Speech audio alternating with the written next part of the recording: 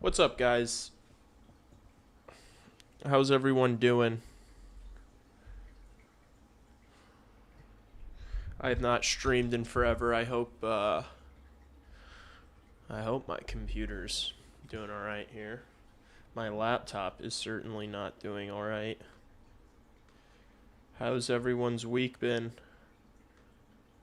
How we doing on this Thursday?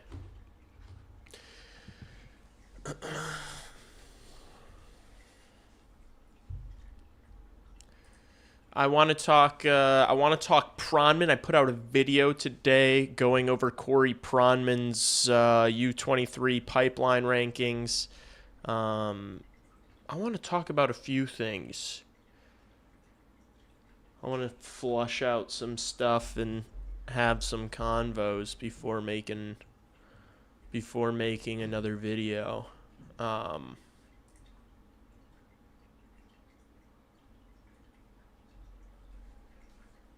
need to make sure this shit's working.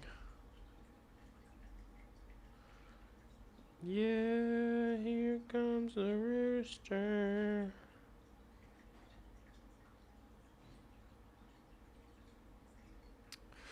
All the homies hate Pronman. Yeah, dude. Here. I guess I can just start pulling this shit up. I watched his. They put out a podcast today, and it was all over Twitter. I don't know if you guys are all on Twitter, but just some of his rationale, man. It's like, what are you? He just like. I think he makes bad decisions. I think he makes bad decisions and then doesn't ever walk anything back. He's just like, yeah. Oh my God, I haven't done this in so long that I'm like bad. That I like suck at this. Holy shit. Which way do I need it to be? This is this pod. They're just like cooking him. Peters and Wheeler are just like kind of on his ass the whole time. Is this fun with cheese live stream? What? How many games do you think Bedard will miss with the shoulder? Under or over 8? I think he's going to miss more than 8. Right? Like, I think it's going to be more than 8. 8 would be back. He'd be back in October. He'd be back in like the middle of October with 8. The original timeline was November 8th, which is like, I want to say it's like, jeez, I just spat. It's like, I want to say it's like over 15 games.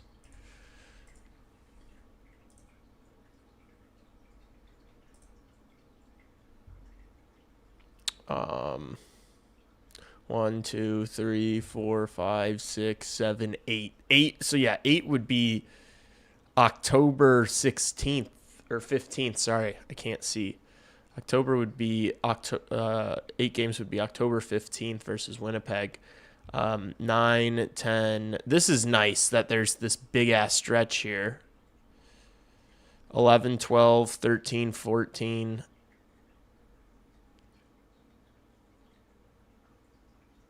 15, 16, 17, 8. Yeah, it's like close to 20, right? If it's the exact timeline, the exact 4-month timeline that they set, we're looking for a comeback this week before the game against Buffalo on the 12th. I know you guys can't read this, but you'll just have to take my word for it. I know it's too small. This wasn't what I wanted to discuss, but I think he could totally come back maybe the last week here of October, or maybe the first week of November. You know, let's see what's like 9. I would say I would definitely bet over 8, because if this is 8 games, I would definitely bet like maybe after this week, 9, 10. Maybe he misses. I mean, if he misses 10, that would be a dream if he could be back for like Florida. But you can't bank on that, because what we heard is 4 months. So you kind of just gotta go with that. But I did want to talk more about this little fun guy. If you guys haven't watched my video that I put out today on it, you should go do that. I do think that I'm going to, I want to make a video about basically making my own, like, Blackhawks under 23 rankings. But it's like, damn, should I like type up a whole report for it, or should I kind of just do it? I could just do it in video form. I don't have to type up a report for it. This isn't school. I'm the boss. I can do what I want. I can do what I want. I don't want to type. I don't want to read and type.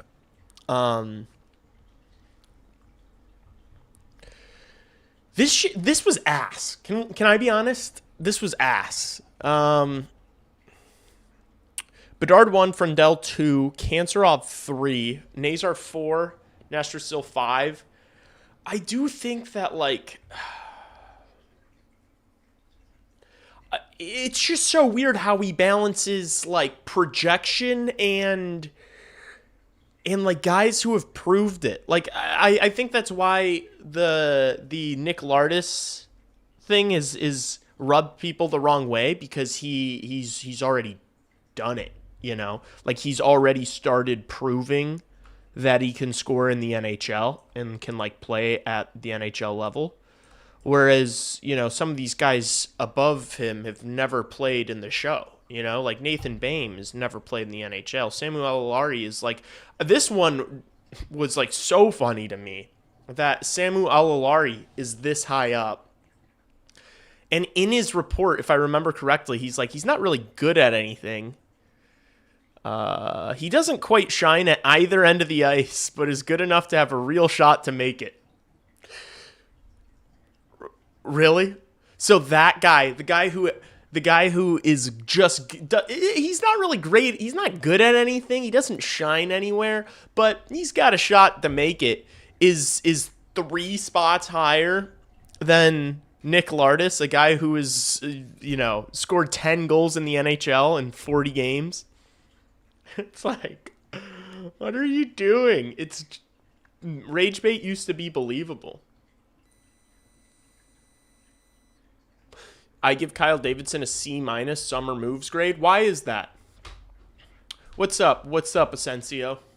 How's everyone doing? Now that more people are here, I should ask the question again. How are you guys doing? I hope you're all doing well. I hope your summers are going well. I hope your week's going well. I hope you're getting excited for Blackhawks hockey. All the things. But Lee Grossman needs broadcasting school. Okay. All right. Pronman is more concerned about justifying himself than anything else. That's what this kind of feels like. That's what it feels like, because he's been so low on Nick Lardis for so long that, like, even after, and this is what I said in my video, is like, if you look at his report of Nick Lardis last year, Nick Lardis answered the questions that he had for him. But then the goalpost moves. And his original analysis was just wrong on Nick Lardis. Like, Nick Lardis' offense is good enough he's going to score in the show. I don't like the Bowen Byram trade, but I like the Kane signing. Okay, what do you not like about the Bowen Byram trade? Let's get into it, Sergeant Baloney. So you give Kyle Davidson, you give the Blackhawks offseason a C, or was it a C-? A C-, yeah. So you don't like the Bowen Byram trade. Was it because you really wanted the Blackhawks to use that 4th overall pick? Is that it? Is it because of your lack of belief in Bowen Byram? Do you project Bowen Byram to not be a top pairing guy? Do you not think that Bowen Byram is significantly better than every other defenseman the Blackhawks currently have? Do you not think that?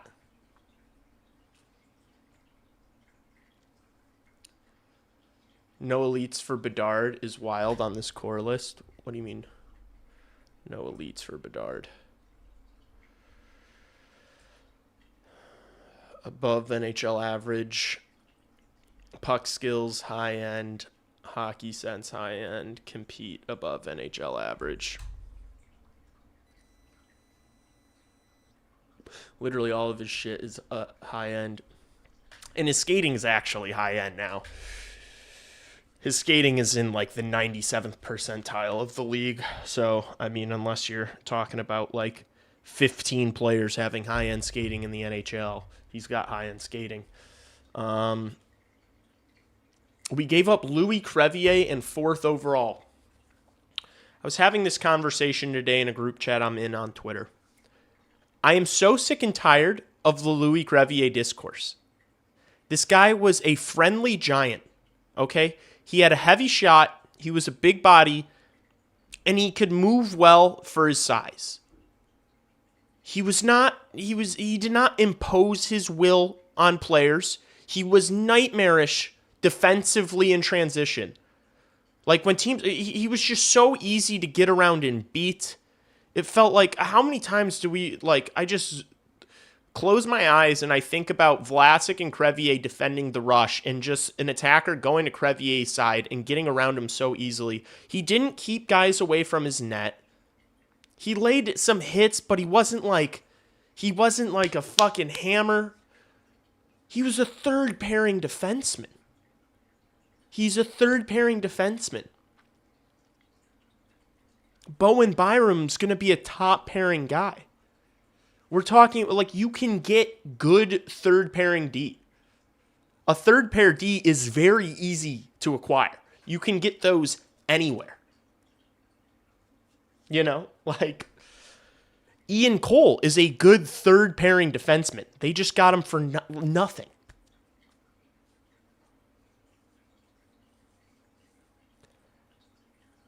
I'm just like, I think Blackhawks fans, because the team's been bad for so long, people just like remember a couple of heavy shots from Crevier. He had great utility on that PK last year. He wasn't the main focal point of that penalty kill, though. Like, how great was Louis Crevier on the penalty kill after the trade deadline? Nobody was great on the PK after the trade deadline, you know? I think Connor Murphy, Jason Dickinson, Ilya Mikheyev played bigger roles on the PK than Louis Crevier. We are, for the first time in forever, the Chicago Blackhawks are going to have a good offensive defenseman. We have not had a defenseman that can consistently create offense since, I guess, Seth Jones when we first got him and his attitude wasn't shit. Louis Crevier is not, he's never going to be anything more than a third pairing defenseman. He's not Zdeno Chara. He had a mean streak? No, he didn't. Louis Crevier did not have a mean streak. He was a gentle giant. Oh yeah, Vlasic was meaner than Crevier was.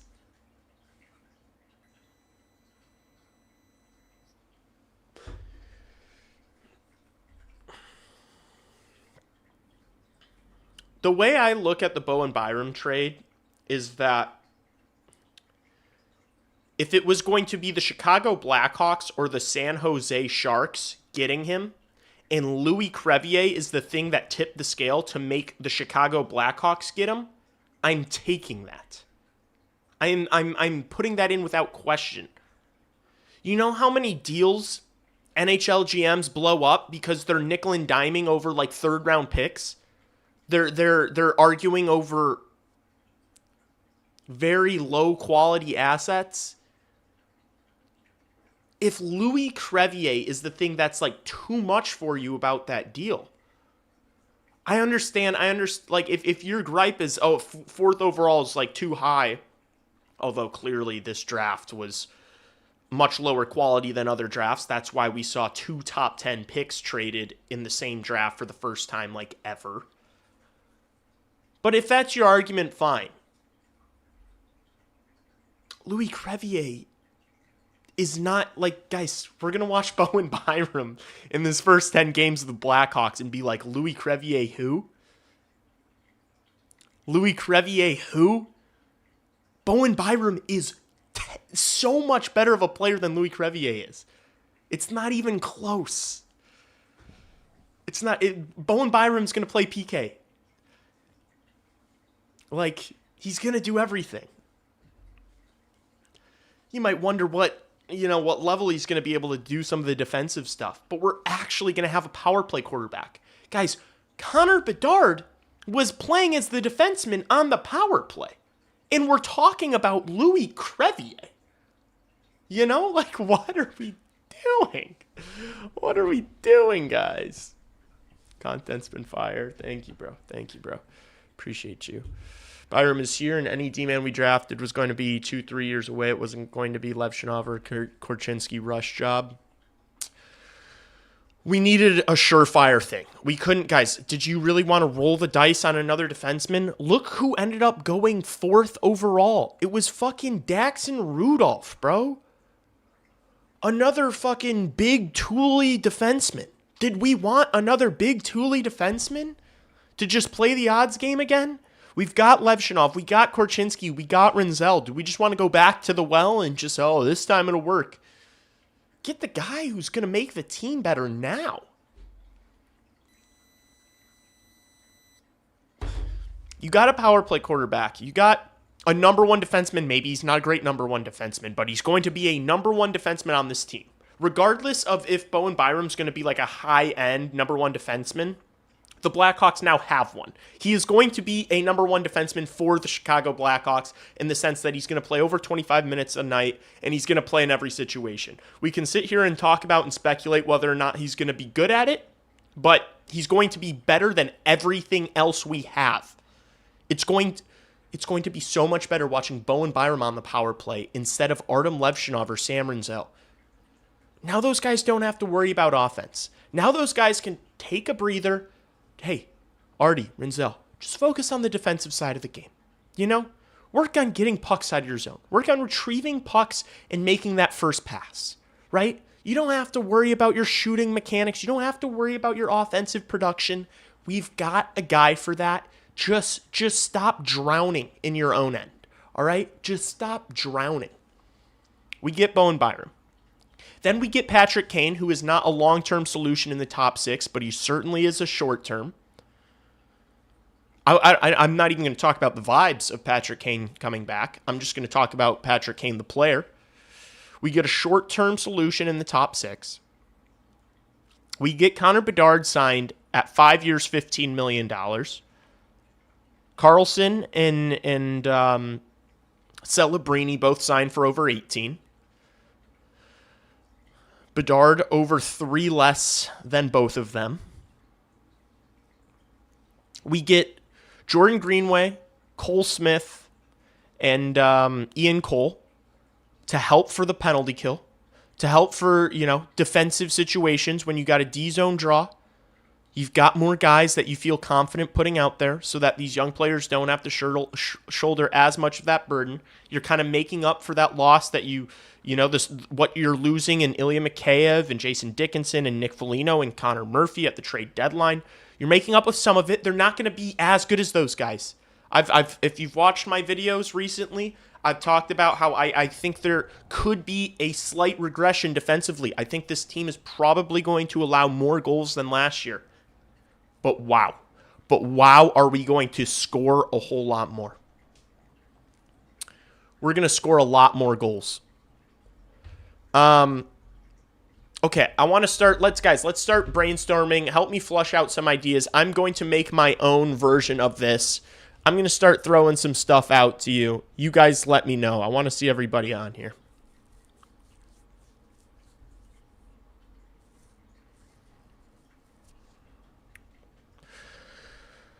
Okay. I guess I can go in the system. Here. All right, U23 players rankings. For me, for Lee Grossman, Connor Bedard's 1, Anton Frundel's 2,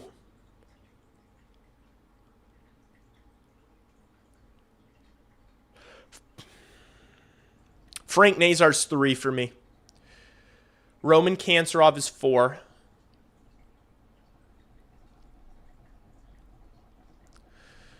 So we got Bedard, Frundell, Nazar, Kanserov. I'm going to go with...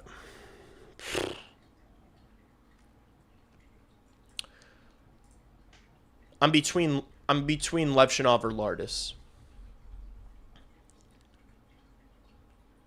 I am still an Artie believer. I am still an Artie believer.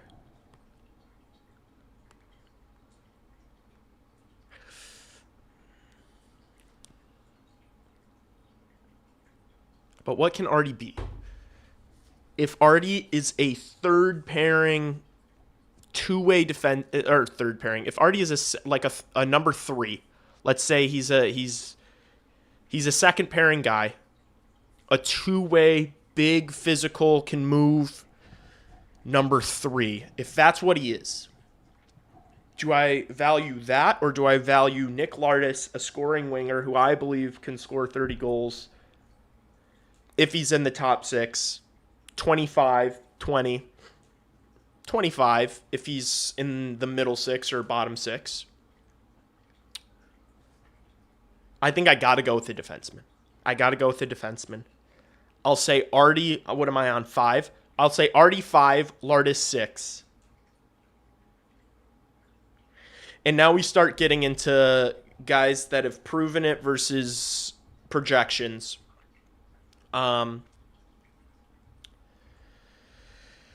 We got Oliver Moore, we got Ryan Green, we got Sam Renzel, we've got Vaslav Nestrasil.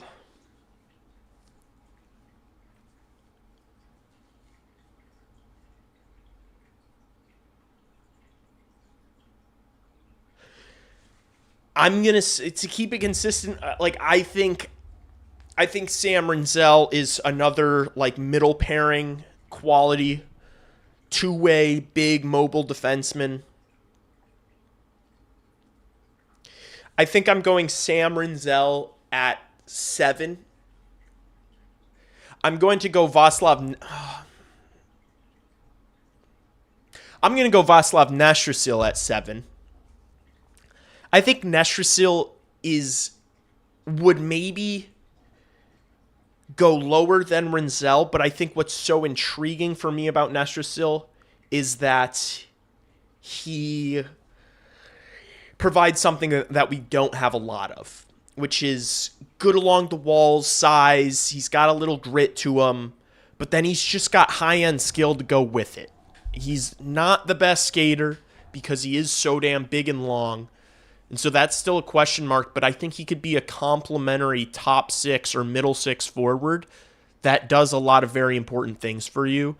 And since we don't have a lot of that, I'm going to put him 7.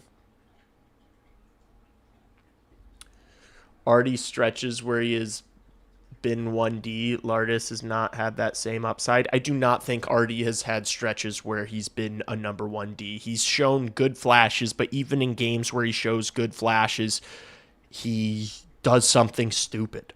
There's never been a game where I'm like that. He looks like a number 1 defenseman right now. Nick Lardis was literally a 20-goal scorer this year. He was on pace to be a 20-goal scorer if he played the entire season. Artem Levchinov was analytically and statistically one of the worst defensemen in the NHL, and he had one of the highest shares of shifts starting in the offensive zone.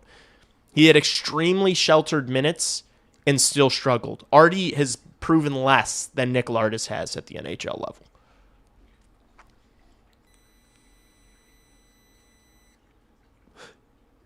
Lardis is a weapon on the flank. Teams will have to pay attention to him or he will score plenty. Lardis got better as the season wore on, and he's a sneaky good stick lifter. Yeah, I think his forecheck ability is underrated. I think that's kind of I could see that becoming a calling card for his game.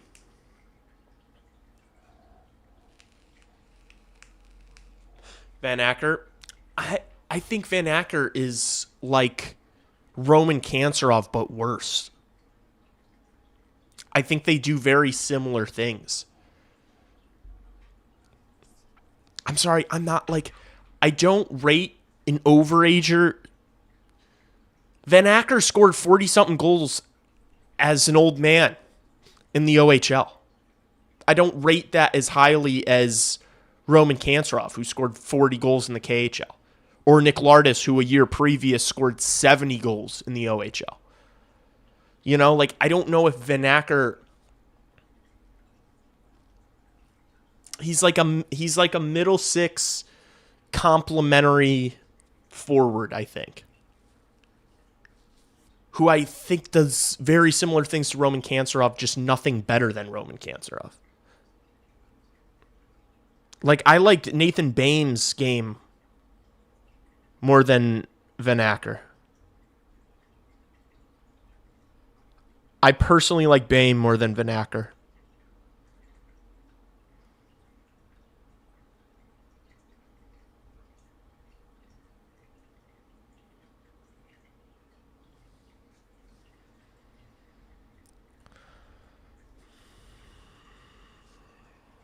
He's bigger.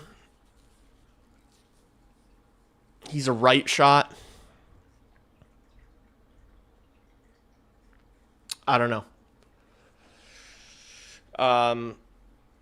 Merrick Van Acker's just never been one of these guys that I'm super high on. Anytime I watch his tape, I'm not left with like, finally, Merrick Van Acker's here. It's not a thing I feel. Merrick Van Acker is 200 pounds. How could he be so off? Where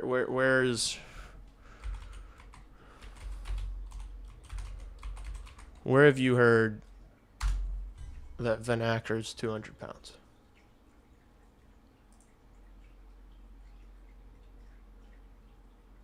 He's 187 on Elite Prospects, 175 according to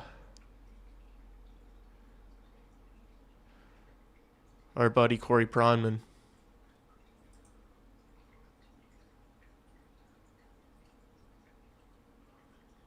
Uh,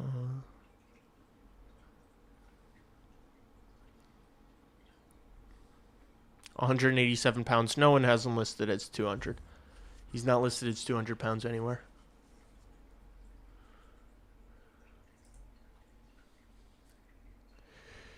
So where am I at after I got distracted? I was on like 7. And I said Neshersil, 8 Rinzel.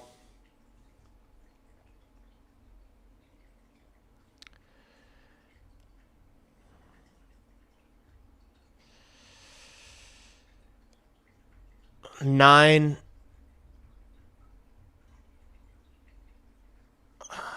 I might be going Xavier Villeneuve.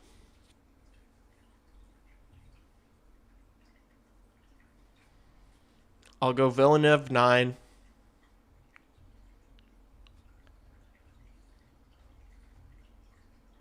Do I need to put Van Acker 10? Oh, no, I still have Oliver Moore. Jesus. I'll go Oliver Moore 9, Villeneuve 10. Oliver Moore, I think, is just going to be a third-line player. I think Oliver Moore is a third-line center.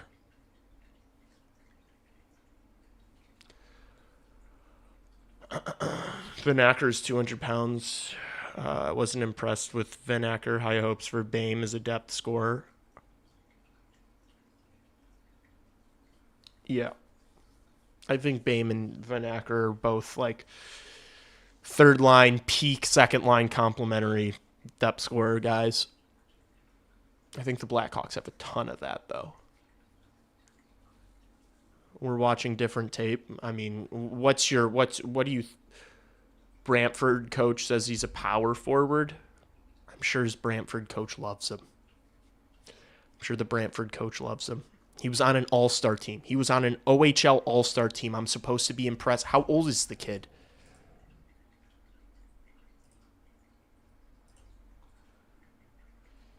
I'm supposed to be impressed by a 20-year-old scoring 40 goals in the OHL on an all-star team?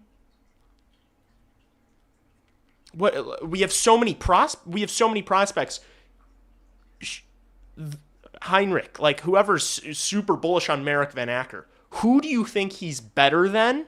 Should he be on your list? I don't think he's top 10. I don't think he's top 10 for Blackhawks under 23 in the system.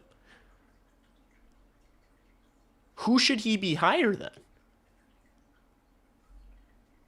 Nice to see you too, Connor. Taking the trip from Tucson to Phoenix to watch Bame a few games this season. Byram's first goal. Price gonna hit like crack. I know you're gonna be hammering that, John. Yeah, I don't know who I'm like. Van Acker's probably in the 10 range. I think he's probably 10 or 11. Like our pipeline is, we've got so many good young players. I think 10 is pretty fair. What did he say about him? Skating average, puck skills average, hockey sense average, compete above average. Okay, so it's compete, you know? He's not particularly big. His skating isn't particularly impressive. His finishing isn't particularly impressive.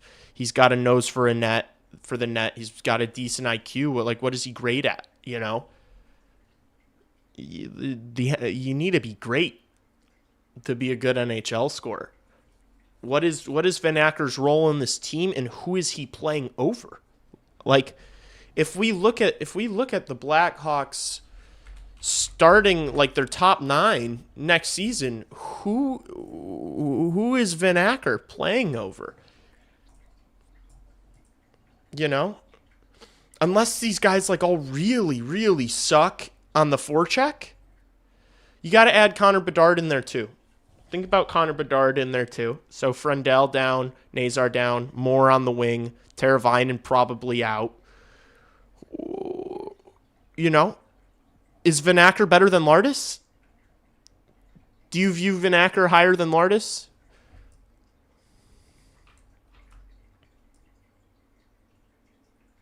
Van Acker may not make the NHL. He might not. He really might.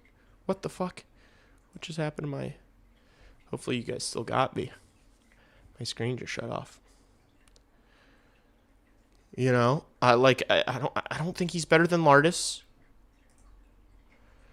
Is he better than Roman Kanserov? No. Yeah, I think he's a very similar player to Roman Kanserov. Just a little worse at everything.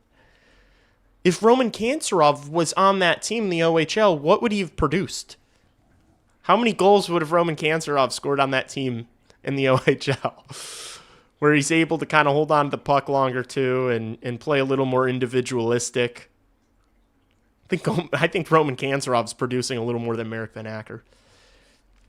You know, Bertuzzi's Bertuzzi. Nazar's a center. Like, would you take Merrick Van Acker, who maybe scores a little more goals, over like the creativity and the speed of Oliver Moore? I wouldn't.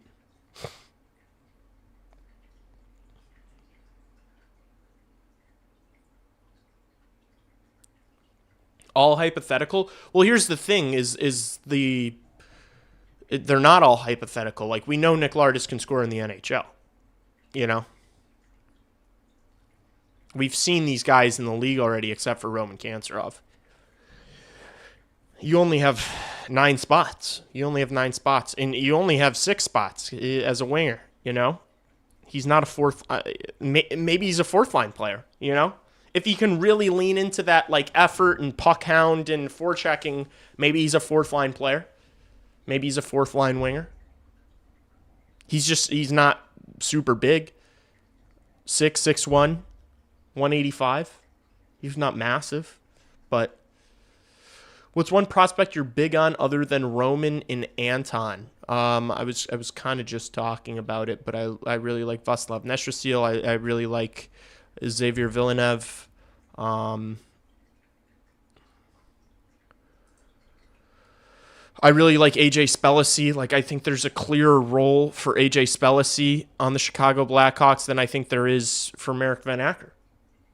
I'll be honest with you. We know what AJ Spellacy is. He's a fourth-line grinder who's going to run guys through the wall. He doesn't have much offense. He's never really produced very much.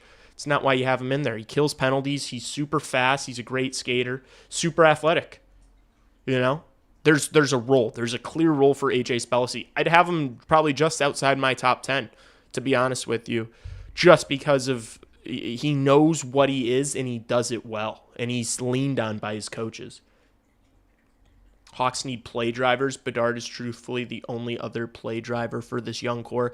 They need play drivers, but they also need guys who can like win puck battles and are good along the walls and are solid defensively. Like these kind of like, you know, these like middle six scorers. You need guys that can do jobs.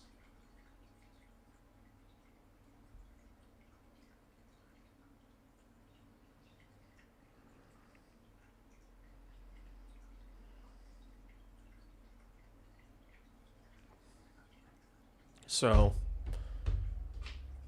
I'm sorry, I just don't see where Turbo adds value on this current team. I think he's a depth guy. I think that for me, when Bedard's back, he's my guy I'm taking out of the lineup, to be honest with you. And he's my 13th forward. I don't think they'll actually do that. I think he'll find a way to end up playing. But he's got good analytics. He's an intelligent hockey player. It just, when the eye test, he's not a fun player to watch on the eye test because it doesn't look like he's trying very hard and it doesn't look like he's doing a ton. But he can chip in points. A lot of these prospects feel redundant. Totally agree. And that's kind of another thing that, like, so I want to talk about the goalie situation in a sec here, but the reason why I want to talk about the goalie situation is kind of about that point that you just made. It's like, not all these guys can play for the Blackhawks. You've got similar profiles, and you only have limited spots, a lot of which are already taken. How does Kyle Davidson balance letting these guys develop while also managing assets and trading players when their value's high to get returns on things you actually need? You know?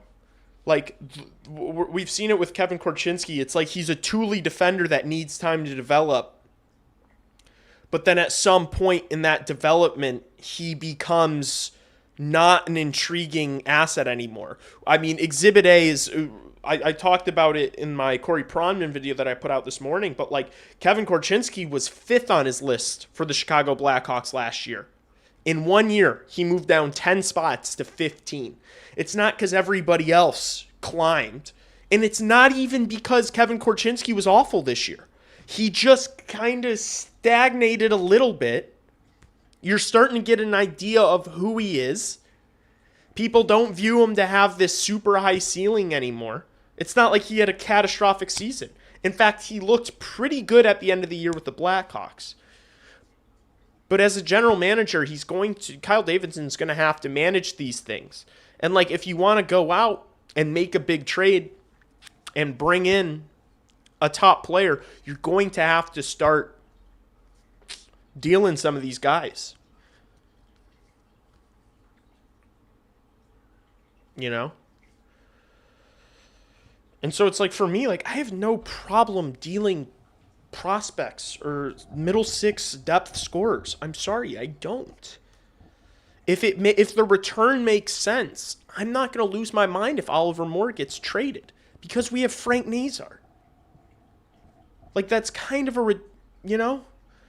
As of right now, I like them on separate lines. I like the idea of having Bedard, Nazar, Moore on opposite lines, on separate lines, just for the speed, the puck carrying ability. But if you're getting a play driver back in return for Oliver Moore, plus, I'm not going to lose my mind over trading a third-line player or a prospect like Marek Van Acker. You know?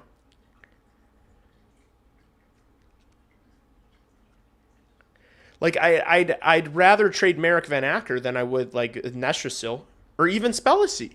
Because it's like, the role that Merrick Van Acker is striving to get is he's competing with Nick Lardis and Roman Kanserov and Nathan Bain, you know?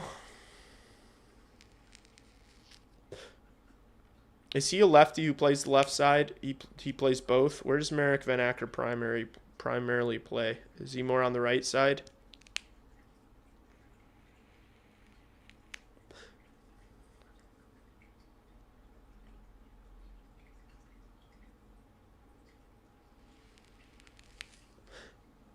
Wish they would move more to 3C and Frendell to wing so bad. I agree with you, man. I think that makes a lot of sense. I get they're worried about the size down the middle, but it's like those guys are all meant to play. Bedard, Nazar, and Moore should all play center. Anton Frendell is probably going to be best on the wing.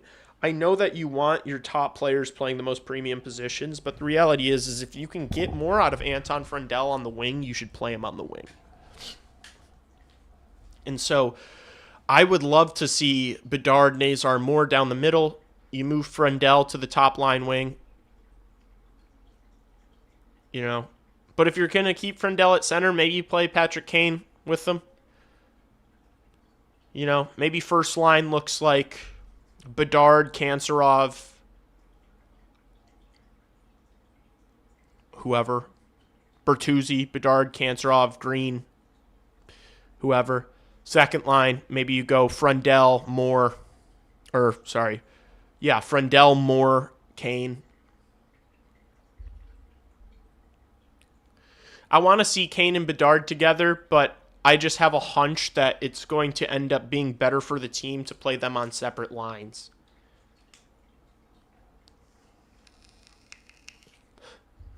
Nazar's biggest thing for this offseason, in my opinion, is fixing his skating and stick handling mishaps. You know, he's kind of clumsy.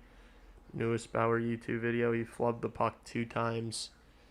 I don't think you can take anything from him trying to saucer a puck over a 8-foot wall, bro. I'm going to be honest with you. I do think that he needs to be stronger on his skates. He just needs to not be able to be pushed around so easily. So there's like truth to what you're saying. He's got to work on his finishing as well. I also just think that last year was as bad as it gets for Nazar, and he still scored, 40 points? Over 40 points. Frendell, Bedard, Kanserov is a great line. Yeah.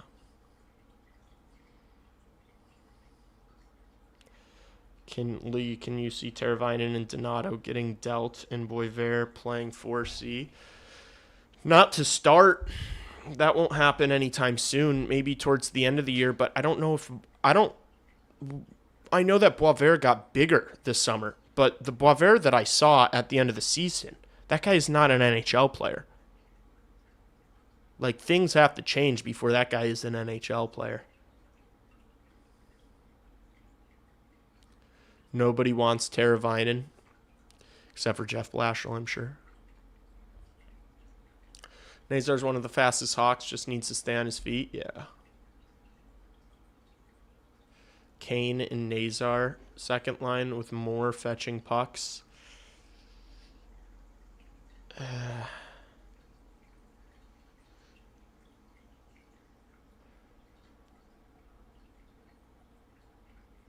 I don't love that because Oliver Moore and Patrick Kane are both pass-first players playing with a centerman who's not... Frank Nazar's calling card is not his finishing. I'd rather see Oliver Moore with slower players that are better at finishing, you know, just to balance the lineup and complement each other. I low-key never want to see Donato on the ice for the Hawks again. You will. You will. I think Ryan Donato should start as 4C. I like Ryan Donato more than I like Teuvo Teravainen just because when I'm watching Ryan Donato, it looks like he's trying. Teuvo Teravainen, like, I don't... Analytics aside, I can't stand watching Teuvo Teravainen because it just looks like he doesn't care. I don't like watching him play hockey. Ryan Donato at least gives effort and is a good shooter.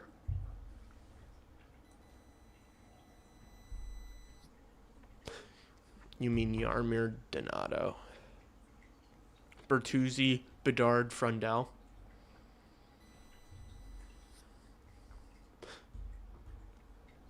It's gonna be interesting to see like right wing versus left wing too. Like Blashill likes to, I feel like Blashill likes to play guys on their weak sides. Like Kane is a true right winger. I would imagine Roman Kanserov would also prefer to play the right wing. He did say that he doesn't care. I asked him and he said he doesn't care which side he plays. So that's a good thing. But all those lefties, a lot of times you have lefties on the right side. And so it's like you've got Kane, Kanserov, and Lardis already. And then you got Marek Van Acker coming in on the left side too, on the right side too. But then as far as left wings, like you've got Teuvo Teravainen might play just off the strength of playing left wing. You know? Like the left wing depth chart is kind of more up in the air in my mind. They don't have a ton of righties. And if that's how Jeff Blashill wants to set the lineup, I think Teuvo Teravainen's a left shot guy, but he plays the left side. Tyler Bertuzzi plays on the left side. Ryan Green plays on the left side. Oliver Moore. I guess Oliver Moore, if he's not going to play center, he'll play on the left side. So, yeah, fucking Teuvo Teravainen should not be in the lineup, bro. But the thing is, guys, we kind of got to move past, like, I don't want to see these guys. It's like Oliver Moore needs to be better than Teuvo Teravainen or Ryan Donato, or else I'd rather see Ryan Donato or Teuvo Teravainen. This isn't like, for me, development is still important, but I'm moving past this is just about development. Like, these guys got to take roles. If they're good enough, if Oliver Moore's going to have a successful NHL career, he needs to be able to be better than Teuvo Teravainen. Teuvo plays like he took a hero dose, 10,000 milligram edible and never woke up. Exactly. He's just like a sleepy player. And again, he's got good analytics going both ways. I don't give a fuck because it just like is ass to watch. Guys, if you could all do me a huge favor and like this stream. We got a bunch of people in here like the stream. There aren't a ton of likes in it. And I will remind you,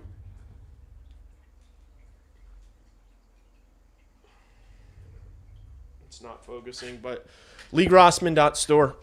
Go get some swag. LeeGrossman.store. Support your boy. Van Acker is a left wing. That's good. That's good for him. That's good for him. I think technically Lardis was a left wing too. But Blashill likes playing these guys on their offsides as like shot options. Mesut Ozil vibes. Mesut Ozil just looked like he took edibles because of his fucking eyeballs, dude. Not because of, you know, he was an effort player. Yoli, if Moore plays winger on Frundell's line, I feel like it wouldn't work because Moore is not at center where he is most comfortable and won't be able to play drive as well as winger than center. Yeah, but they're not going to play him at center, you know? If they're going Bedard, Nazar, Frundell, he's not going to play center. So, or maybe you go Oliver Moore fourth line center. You know, maybe that's what they do. Oliver Moore fourth line center, and then you play Donato up as like a shutdown. You know, like they're gonna try to. I would imagine they're going to try to create a shutdown line. And I don't think it's just going to be the fourth line. That's why I almost wonder, like, are we going to see Cole Smith, like, further up the lineup? Like, I know everybody has Cole Smith on the fourth line, but is he going to try to just use him like Mikheyev and put Cole Smith on the second line with Anton Frundell and, like, Ryan Donato or Tyler Bertuzzi? Do you go Cole Smith, Anton Frundell, and Tyler Bertuzzi and use it as a matchup line? I don't know. But then that's like, where does that leave Lardis? Where does that leave like Lardis and Green? Hear me out more up top with 98 and 80. Yeah.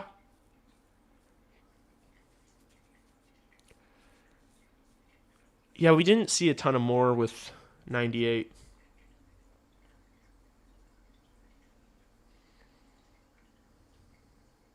I'm not going to lie, I'm worried for the start of the season. I think the season has a high chance of just being dead on arrival without Bedsy.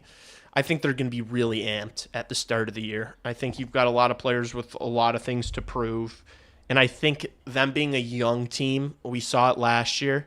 I think it's a lot easier for a young team to start fast and hot than an older, more veteran team. It takes a little longer to get those legs going, whereas young kids are ready to go. Ain't ready to banish more to the fourth line.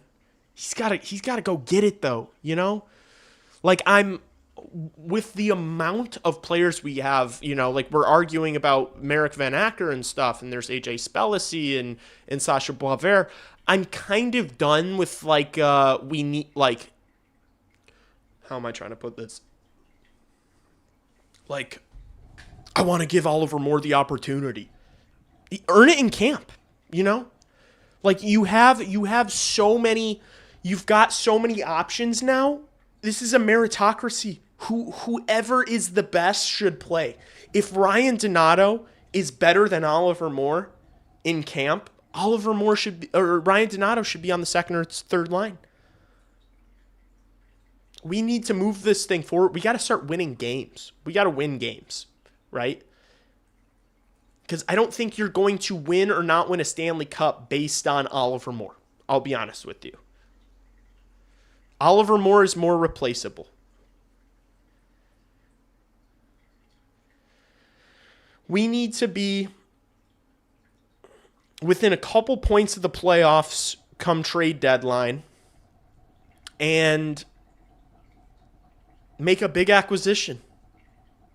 We need to be close to 500 by the time Bedard comes back. We need a hot start. And then we need to go out and we have 3 first-round picks. I'm done drafting. Can we be done drafting? I mean, look at this. This is this is the Bible. This is bigger than chapters in the Bible. In the system, guys. Oh my gosh, my computer just turned off. We have 3 first-round picks. We've got 2 second-round picks. We've got... This is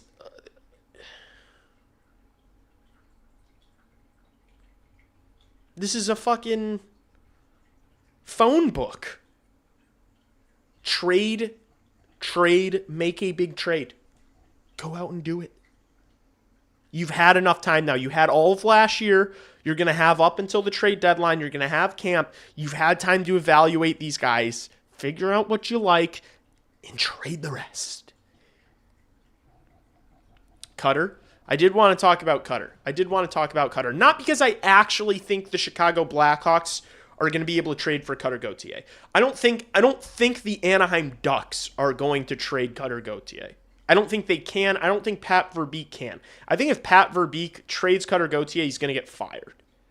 He has made an absolute mess of the situation. The damage was done nickel and diming Leo Carlson to force his hand to sign an offer sheet.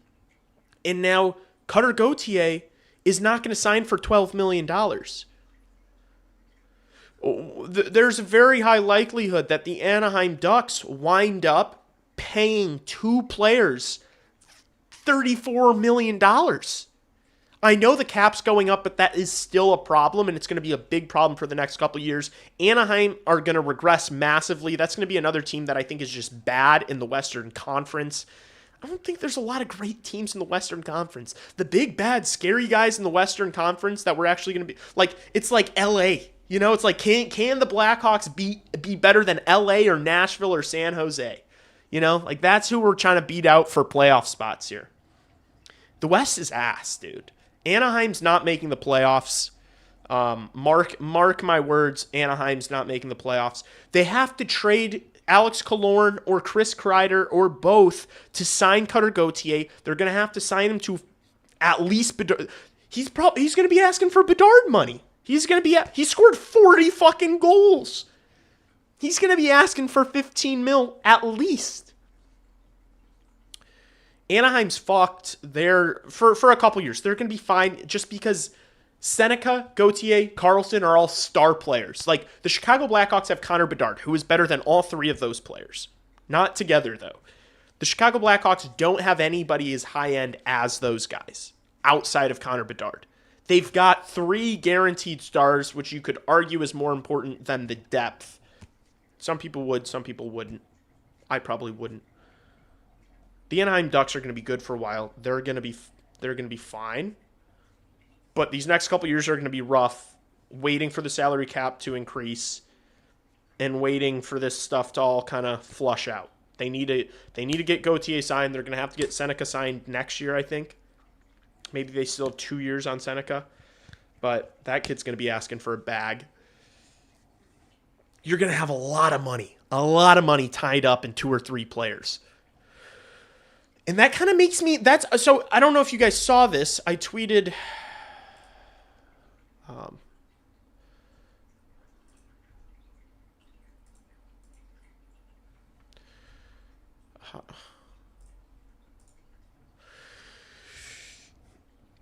this today.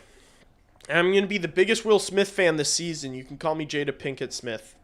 Imagine 78, 80 points this season with the Sharks miss the playoffs again, and he demands 14, 15 mil. Let's go, Willie. The San Jose Sharks are going to be in the same position. Will Smith, mark my word, Will Smith ends up signing for $14 million. I'm calling it now. You guys can say that that's, and I've already tweeted this out, and people said, no, he's not worth that. Smith isn't going to sign for that. Will Smith is going to sign for $14 million. What do you guys think? What do you guys think Will Smith's value is today? If the San Jose Sharks and Will Smith were to put pen to paper today, what do you think he should make today?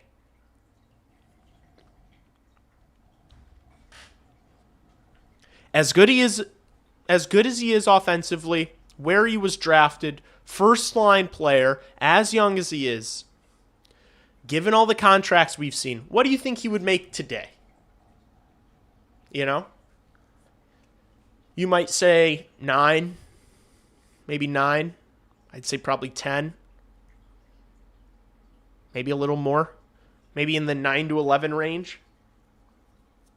For Will Smith at this point, maybe 9. 12.5, that might be a little high for right now. Point is, what do you think is going to happen to his value over the next year? 11? Okay. He's going to play out this year so long as he stays healthy. He's gotten better every single year. His production has improved every single year.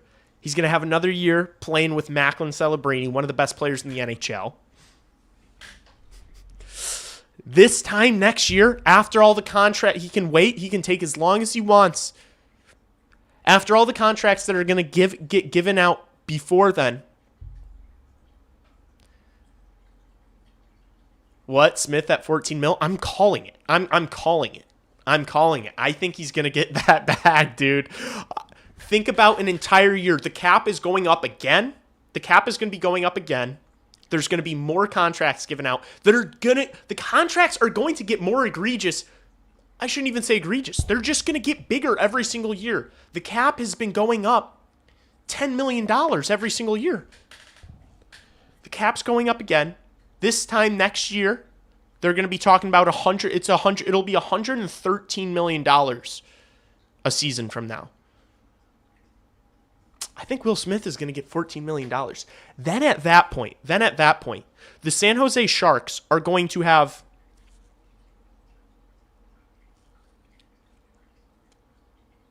31.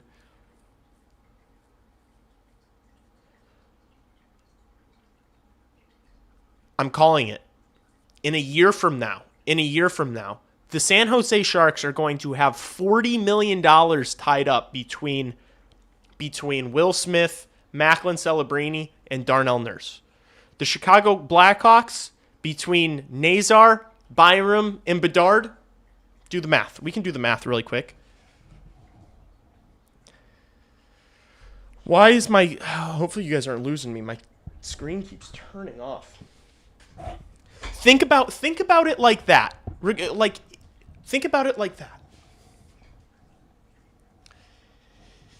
If Smith has a great year, if Smith puts up 80 points this year, woohoo! A breakout season from Will Smith. That boy's going to get paid.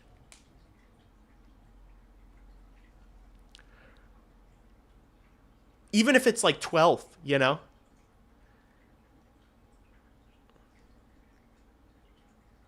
It's like you're still talking about $40 million tied up between Celebrini, Smith, and Nurse. Hawks and Bedard and Nazar is 27.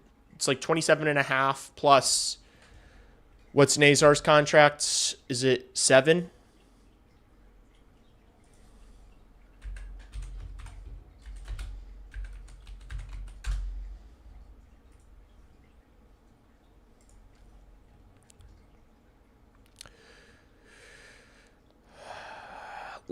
Less than 7. Holy shit. Frank Nazar's getting paid less than 7.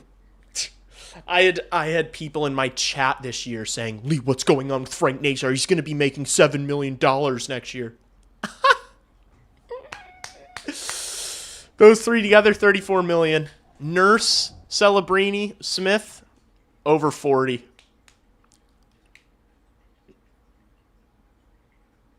It's pretty sweet. Puts you at a little bit of an advantage. That puts you at a little bit of advantage. See, I don't know. Everyone just glazes San Jose so much. And I get that the salary cap is going up. But I just think about how many forwards they're going to have to pay. What if Michael Misa breaks out this year? You know? Like, if all these guys in their forward group are as good as they think, how are they going to have enough money to go around?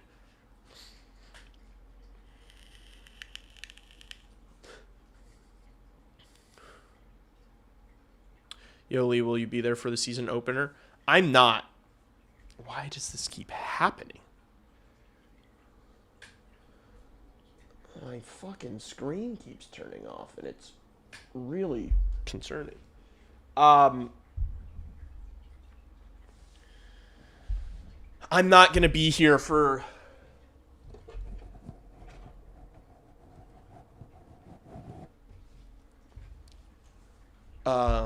the first, unfortunately, I'm gonna be in Mexico for a wedding. Pretty bad timing at the start of the season. I want to say I'm coming back. I'm gonna miss the first 2 games, I think. I might miss the first 3 games, actually. Jeez. I think I'm missing the first 3 games, chat. Because I'm gonna be in Mexico for a wedding. But then I'm going to be back in streaming every single game. And it's going to be good. Should we go back to the rankings?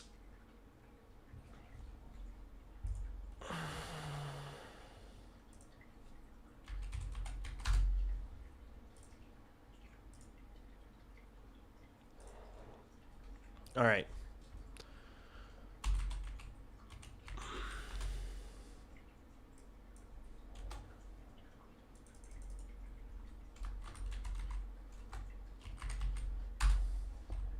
Bedard 1. Frendell 2. Nazar 3.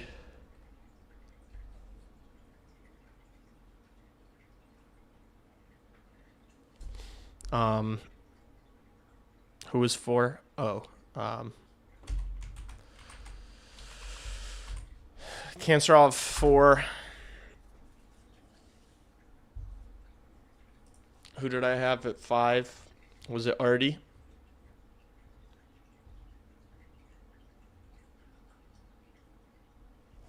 Yeah.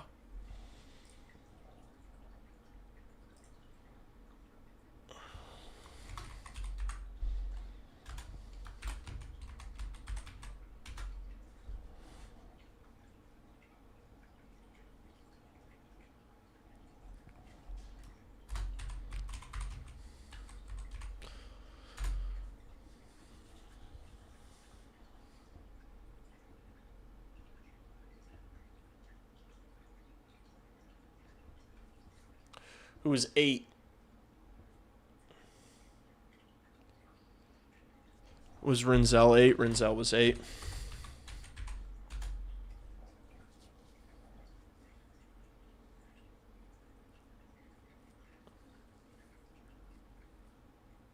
Nine was more.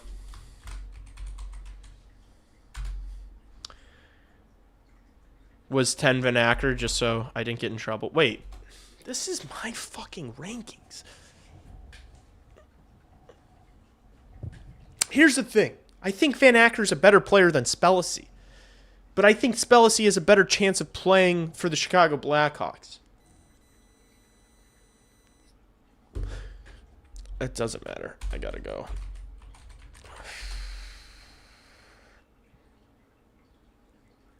Fucking Ryan Green, dude. I think Ryan Green's better than...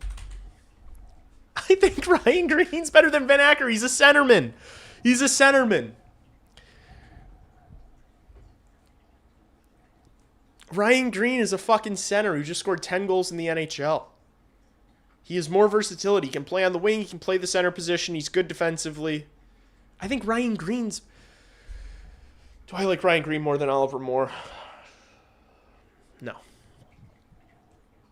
Yes, I do. I like Ryan Green more than Oliver Moore, but I don't want people claiming that I'm baiting. Villeneuve is just so boomer bust.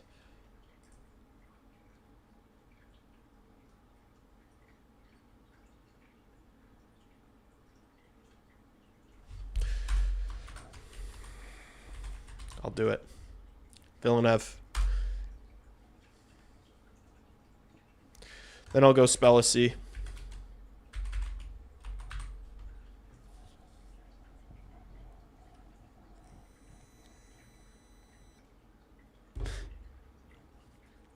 If Spellacy hits, he'll be a premier important role player. I think he's undeniably going to be. I think he's already good enough to do those things, to be honest with you. He's fast, he's physical, he kills penalties. You know what he is. He's a fourth line grinder who's super athletic. Green is underrated. I agree. Yoli, how good was your prime? You know how it would have been if it weren't for my knee. What do you think Nestrasil plays on the team? I think he ends up being like a complimentary middle to top six winger who you play on a line with like guys like, you know, Nazar, Bedard, goes to the net, wins battles, really good and tight, good hands, can play with skill players. If he can get faster, if he can get faster, he's going to be a top six player in the NHL. If he can like significantly improve his like initial bursts, you know, and his explosiveness, I think he's a top six player. He's so good. He's so good. I think he can just he can do everything. Nestrasil can do everything. It's just, can he... He's so creative, too. Like, I don't know, man. He's like this big body who's learned to, like, be good along the walls and go to the net and stuff. He's learning all this at UMass. But he's like a finesse skill player, you know? It's like he's a unicorn. He really, like, if he can get faster, he is a unicorn. The sky is the limit. He could do anything. He can play PK. He can be a net front guy. He could be a guy on the flanks. Like, power play for UMass, he's net front. But then for fucking Czechia, or, what's his nationality? He plays on, like, the half wall, you know? He plays flank on power play. Because he was a skill guy. He was a skill guy in the USHL. So, Nestrasil's insane. I'm so excited. Like, dude, imagine he's just one of the best players in the NCAA this year. and it's like we're marching towards a playoff spot at the end of the year, and then Nestrasil joins, hops on the third line. Woo! Xavier's going to be so good. Villeneuve could be, yeah. I mean, his ceiling is so high too. I'm a big fan of Xavier Villeneuve. He could totally not be an NHL player. That is perfectly, completely in the realm of possibility. But he could also be a superstar, you know? I love that bet. I absolutely love that gamble.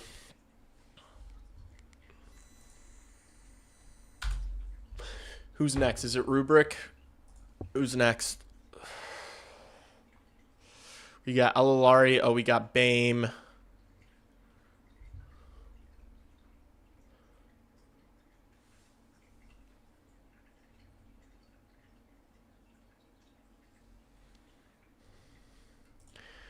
How old is Adam Guyon? Oh, wait. Adam Guyon's 22.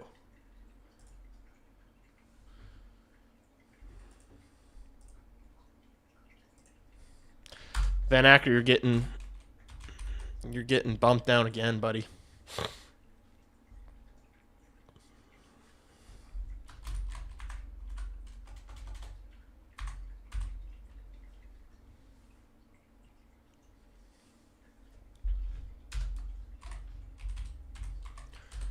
I don't know if that's how you spell his name.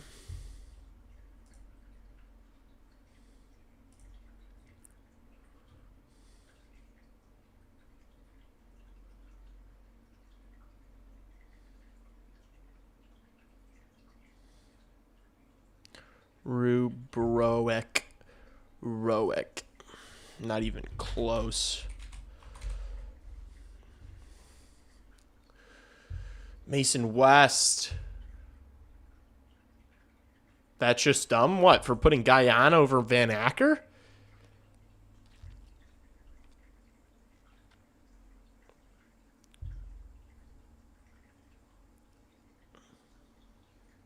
Maybe that is dumb. They drafted him so high. He was really good in college this year. Which I guess could transition me to the next question. What's the goaltender situation next year? What is the backup goaltender situation next year? What is the Rockford IceHogs goaltender situation last year? He's improved every single year. He's got good fundamentals. He's a big boy, 6'3". He's an explosive netminder. 908 for Duluth. Not crazy. He was good, though. 225 goals against. He's good. It'll be really interesting to see what he does in Rockford this year. But that's the thing, is you've got Bereznoy. Drew Comesso just signed this extension with the Blackhawks. The first year of the deal, it's a two-way. The second year, it's a one-way. So he can play in Rockford his first year. But my thing is, what is the situation for the backup goaltender? You have one more year left of Arvid Soderblom. I think the lack of movement tells me that the Chicago Blackhawks don't really believe in either of these guys. Drew Comesso, if Drew Comesso was so good, he would have the job. I feel like his numbers, in Rockford this year, 901, I get that it's so tough because there's so much roster turnover. Guys are leaving the AHL and going to the NHL. You had like Korchinski and Renzel is like your top pairing, and then those guys were gone, and same thing with Del Mastro at times. You had guys in and out, so probably facing a lot of shots and stuff. But if he was so good, much better numbers last year.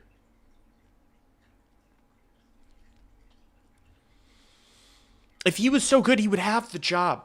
And so that's the thing, is like, should Drew Comesso still be in the AHL? Now that you have Guyon going, Drew Comesso needs to make the team out of camp. Drew Comesso just needs to fight for the roster spot and beat out Arvid Soderblom at camp. But my thing is, why have neither of these players been traded? You know? Like, I feel like, and this is back to that, like, Kyle Davidson evaluating players and trading them before they depreciate as assets. Like, if there's value in Drew Comesso, move him. Elvis Merzlikins just got injured, or he just got shoulder surgery.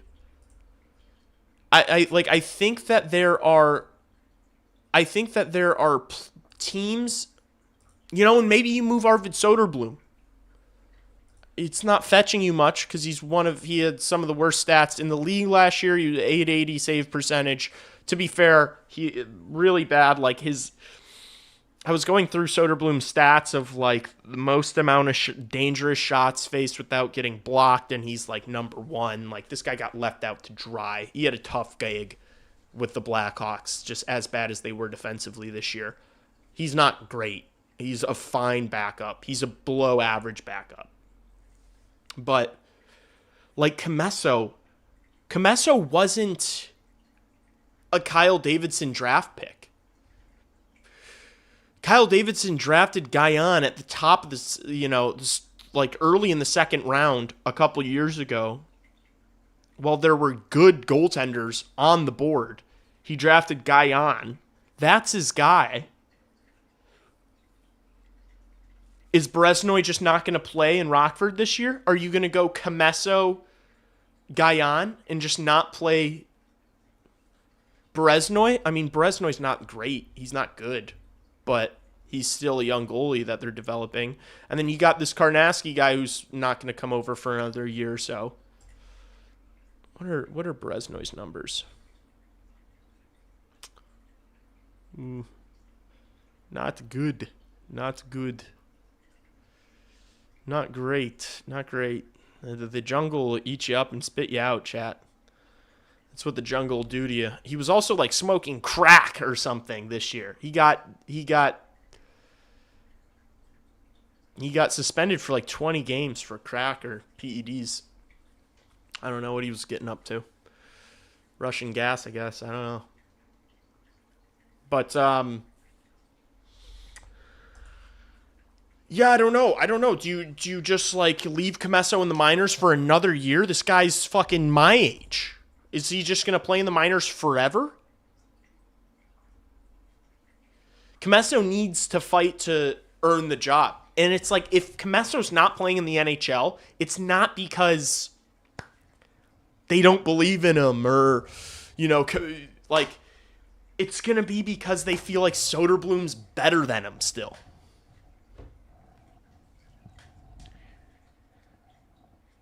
But it's like trade Arvid Soderblom, even if it's for nothing. Just, I don't know.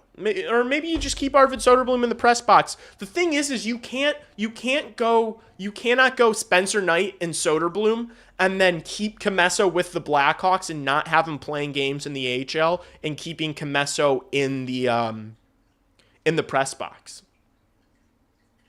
You can't keep Comesso in the press box. You could keep Soderblom in the press box, I guess, but you're paying him like $2.5 million. Time to earn the job. Soda's mediocre. Exactly. But the thing is, they might just value Soda's experience, and, he's been with the group already, and Jeff Blashill, I think Soda's been great for us. Spencer's obviously been sensational, but Soda's been great. He's been in some tough positions, and I think he gives us his best in and night out. The thing I've really started to learn about Sodi, he's just a professional. That's how Sodi's a professional. That's how Jeff Blashill talks about the guy. So, like, Comesso, to get that job, he's going to have to take it. He's going to have to clearly be better than him in camp, and I hope he does. And it's like the same thing with Kevin Korchinski. Like, we just brought in Ian Cole. Korchinski, you don't really have a spot on this team unless you go get it. Unless you're clearly better than these guys. And if you're not, that's it, Korch. This is it. This is Korch's last chance for the Blackhawks. And then he's going to get moved for peanuts. If he doesn't make the team, he's going to get moved for peanuts. But I think Comesso not playing at all in the NHL up until this point, and the fact that Soderblom wasn't traded, tells you that they aren't that high on Drew Comesso. Like, that's when fans are like, oh, we got Drew Comesso coming up. I don't think the organization gives a fuck about Drew Comesso. I don't think a backup goaltender is like, I mean, you can get those for free, you know? Like, backup goaltenders are everywhere.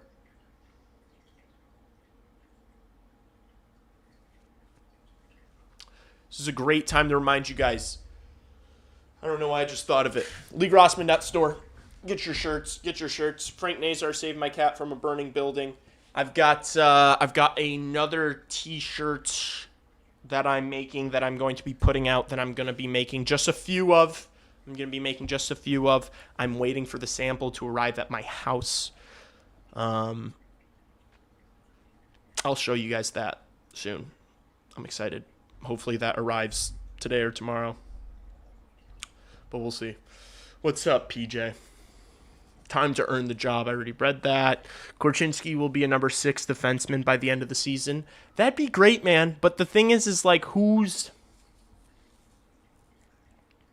So then is Ian Cole the 7th defenseman? Is Ian Cole the guy not playing?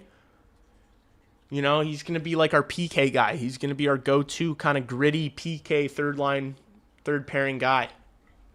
That's what I'm saying. Like, trade some of these guys. This D-corps is... They're all soft, you know? What is Korchinski's role on a D-corps that already has Levshinov and Rinzel and Kaiser?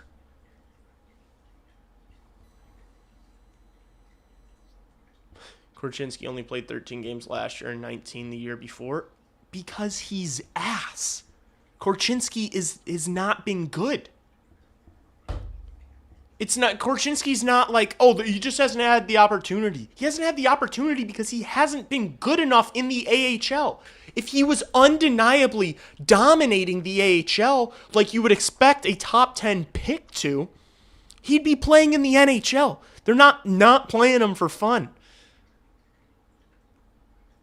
They're not playing him because he's not been good. He's not been good enough. You can't really trust him in his own zone. You can a little bit, but he's like... They thought he was going to be some like super elite skating, playmaking offensive defenseman. And the vision is just not there. Like, he's not a creative player. He can make a first pass, but he's not creative in the offensive zone. He's really not. He's a decent passer. He's not a creative player. He's not physical whatsoever. He hasn't thickened up a bit on that frame. You know, he's actually not terrible defensively, but he's just like, what is he? The question is, what is he? And what does he do that we need, that we don't have? Wait, is Korch not on here? Where's...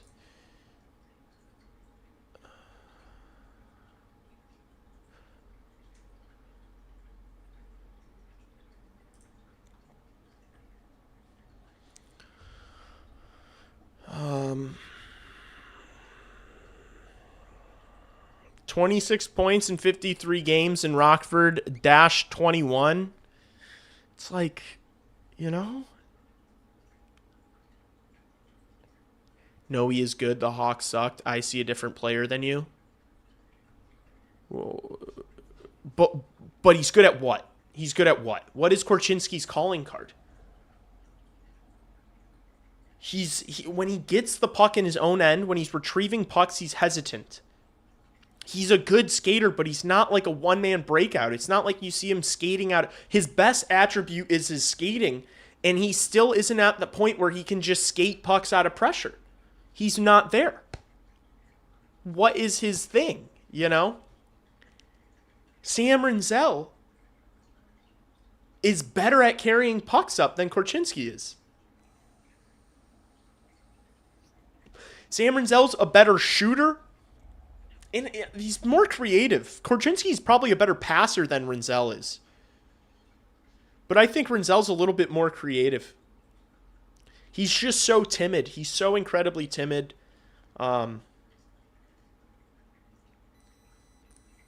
And I'm done. Like, it's not even, for me, it's not even about, like, Korchinski was a 7th overall pick. Like, that's not even the standard I'm holding him to anymore, because obviously year 3, putting up 26 points in 53 games in the AHL is not 7th overall material. That's not what I'm talking about. It's just, like, genuinely in this D-core, what is his role? What can Kevin Korchinski do that Sam Rinzel or Artem Levshinov will not be able to do?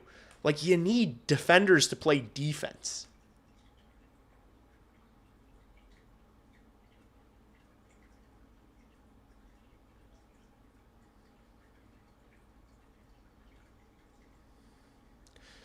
What if they take Korch in exchange for Ryan Poehling and a 4th?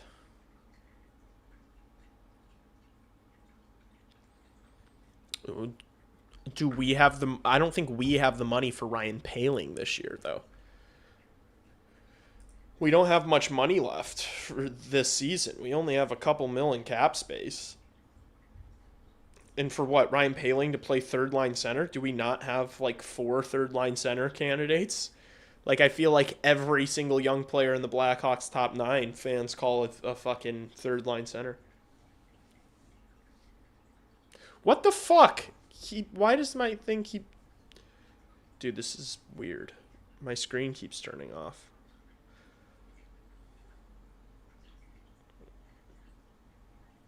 Little under 4 mil. I don't know. Is Ryan Poehling moving you guys? If we're playing Bedard, Frundell, and Nazar down the middle, do you need Ryan Poehling?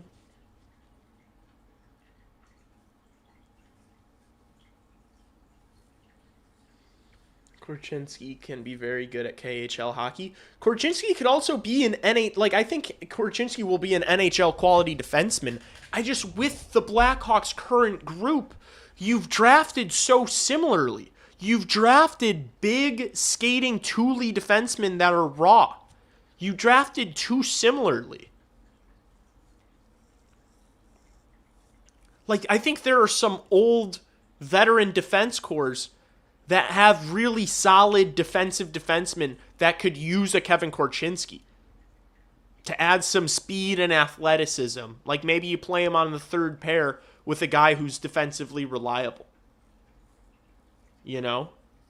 Like, I think teams will have use for him. I think he can be an NHL player. I think he's probably going to be an NHL player.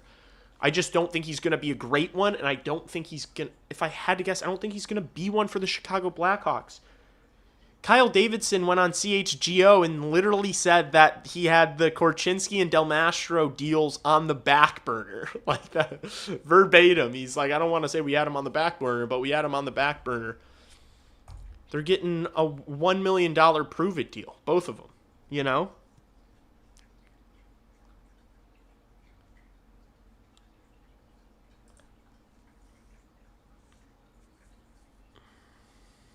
Lee, have you been playing golf? No.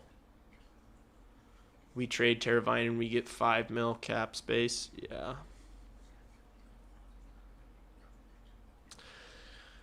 I don't know. I don't know if Ryan Poehlings of the world move me super, like, a ton. You only have so many spots. You know?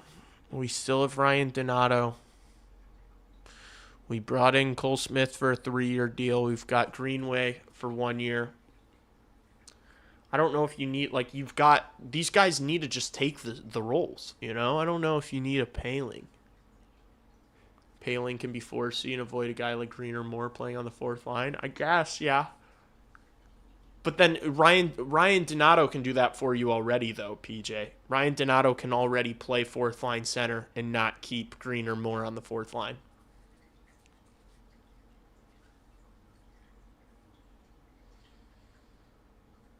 Best case scenario, Korch improves enough in the AHL this year that he recoups some trade value and we can get an NHL opportunity elsewhere, IMO. Korch makes the team, Lev starts in Rockford. That's not happening. That's never happening. Well, I mean, they play different sides. It's a left shot versus a right shot. Artie's 2nd overall. played all of last year, didn't get sent down.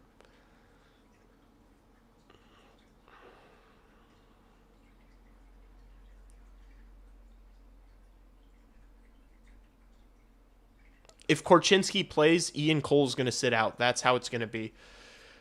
For me, my decor is, 2 left shot guys on the first pair. I'm going Byram and Vlasic as the first pair, and then I'm doing Kaiser and Levshinov second pair, and then I'm doing Rinzel and Ian Cole third pairing.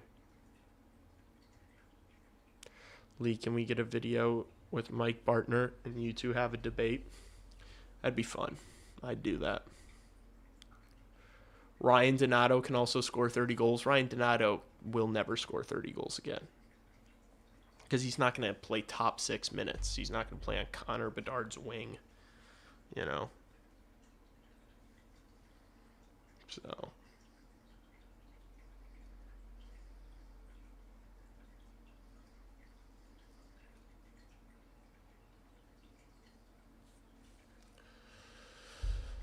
Am I crazy? But I think Green can put up 29 goals this year with Kane and Bedard. He got lots of chances last year, just couldn't quite finish. I think 29 is a stretch. I think that if he does play with Kane and Bedard and that line actually works, I think he could score 20 goals. But 29 is ridiculous. That's a lot.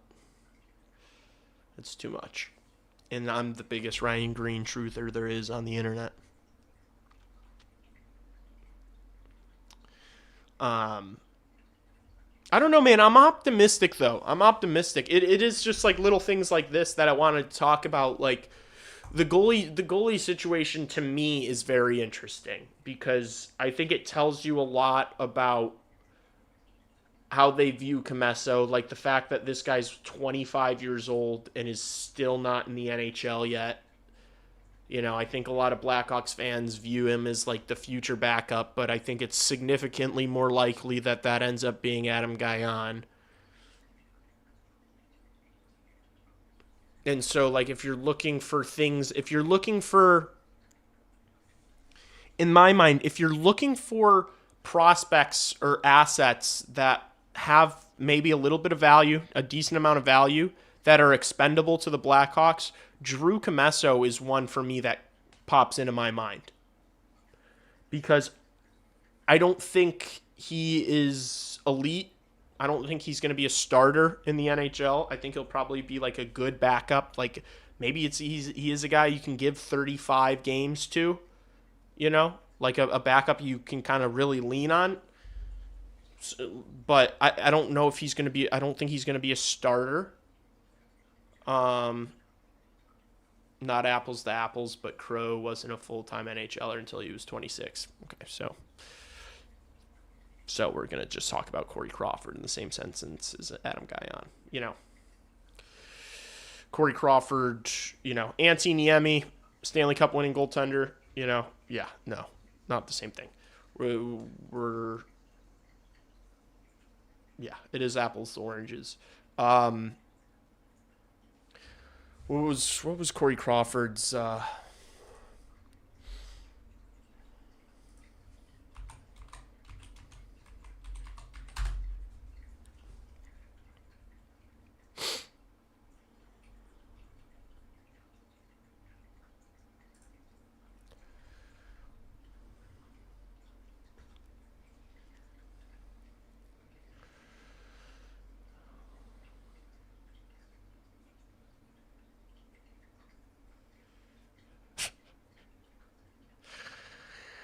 Yeah, I mean, look at these save percentages in the AHL, though. Like, he was always a beast. He was always a beast. And he was always good in his stints with the Blackhawks. You don't see an 800 save percentage anywhere. He never was below 900.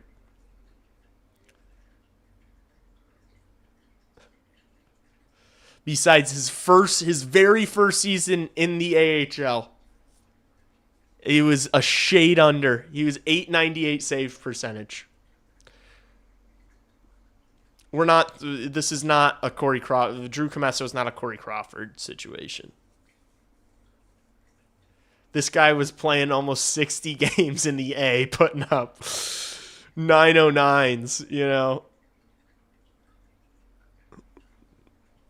Gosh, Corey Crawford was insane. Look at these fucking goals against averages too.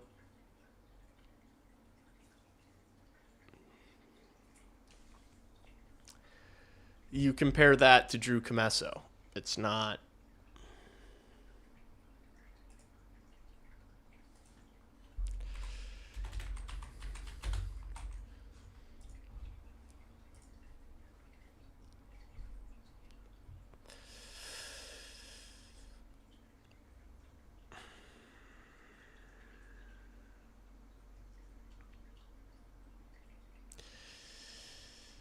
'23, '24 was good. He's just like stagnated a little bit. I don't know.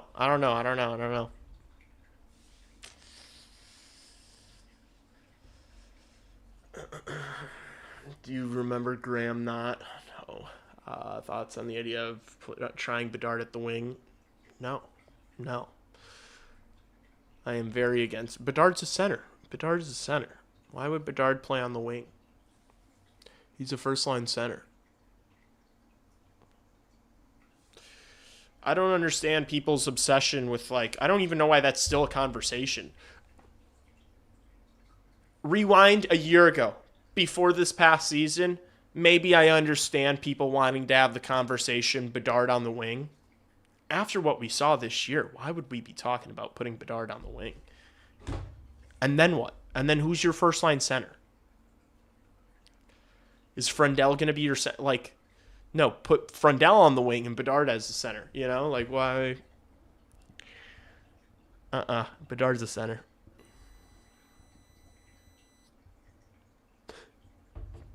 Top line way too small and no defense. Kanserov, Bedard, Kane, Bertuzzi, Frendell, Nazar, Moore, Green, Lardis, Donato, Paling, Smith.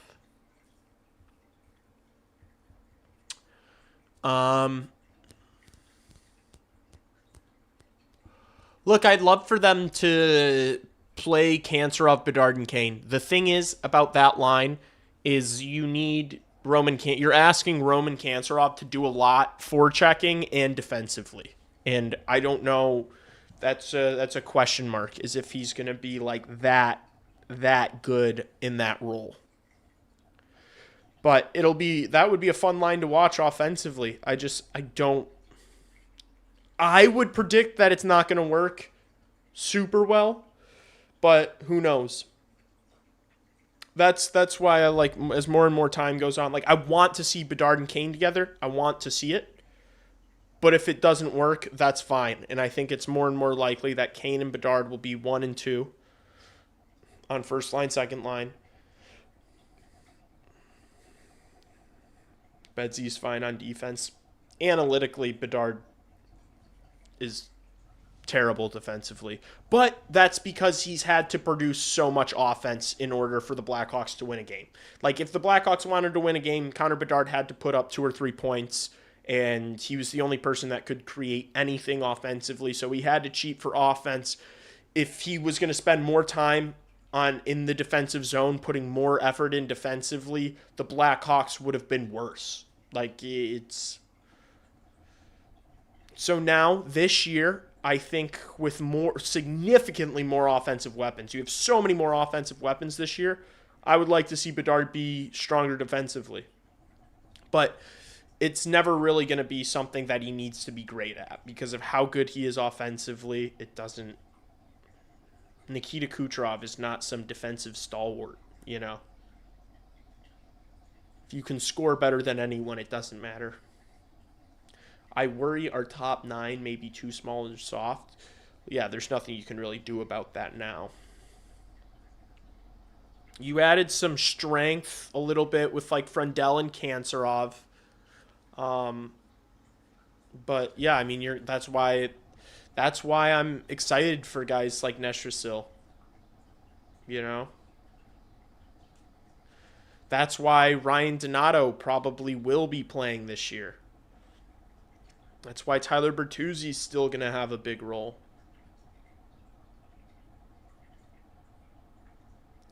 I'm so intrigued to see what Jeff Blashill's going to do, guys. I really am.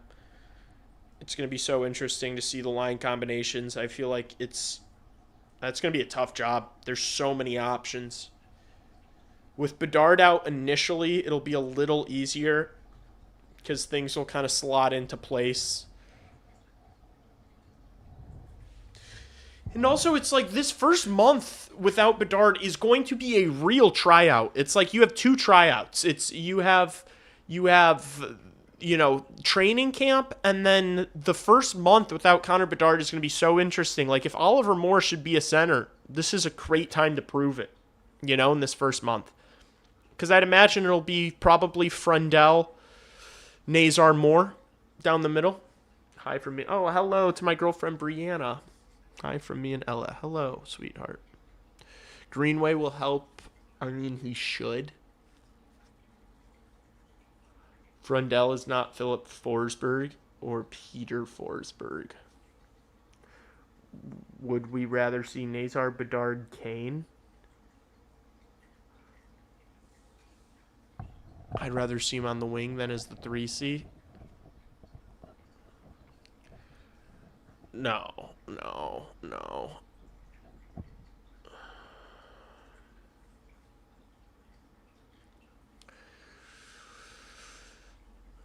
Bertz is 6'2", Green is 6'1", plus 190 plus, not that small.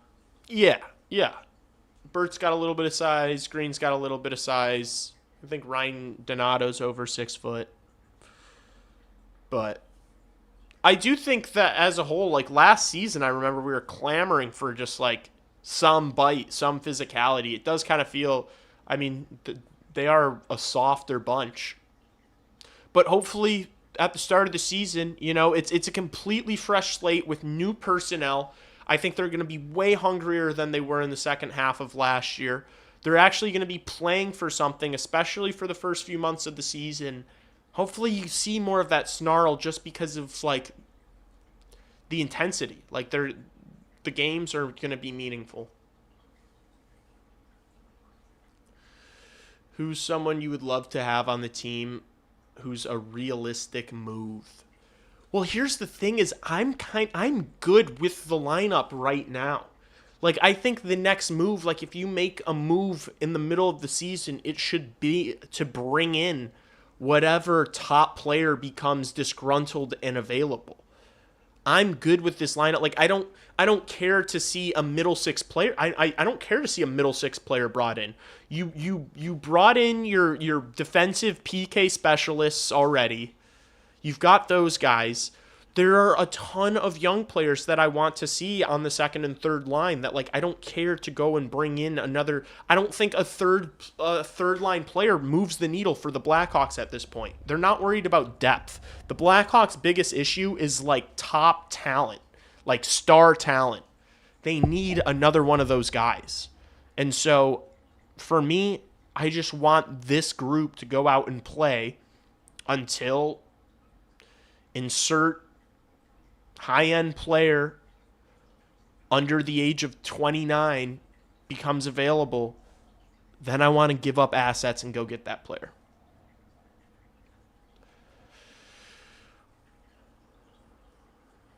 Prediction for Mason West in his first year at Michigan State.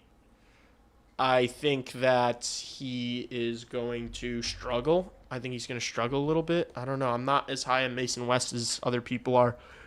I understand that, like, the toolkit is intriguing, the profile, how big he is, but he's just, like, I don't think there's much to his game. He's quite slow. But I don't have high expectations for him. For me, he's a guy who's an extra. I don't even consider him to be, like, an important part of the future. It's just, like, if he can develop his skating. And, like, I'm so much more excited for Nestrasil. To me, that is so much more exciting of a player. Way more talented.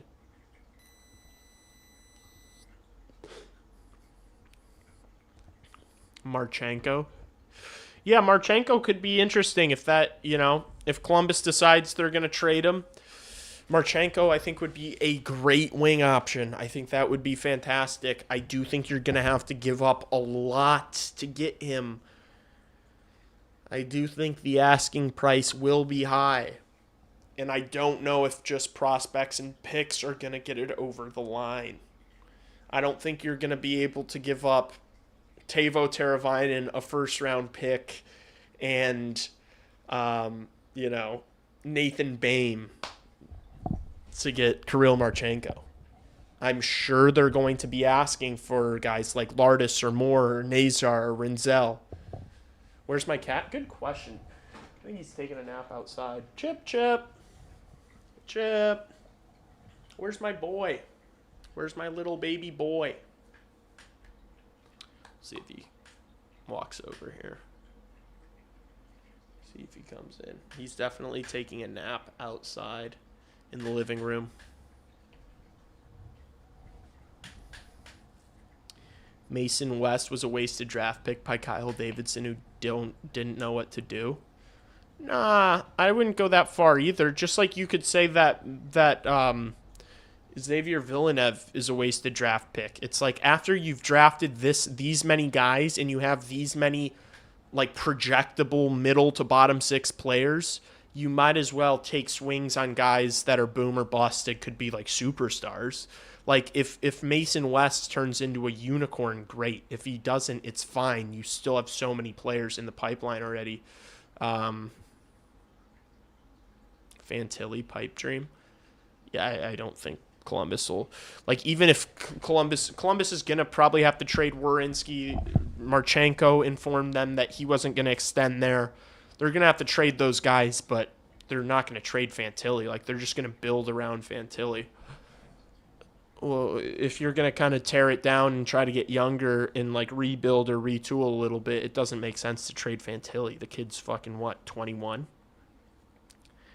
It doesn't make sense to trade that guy.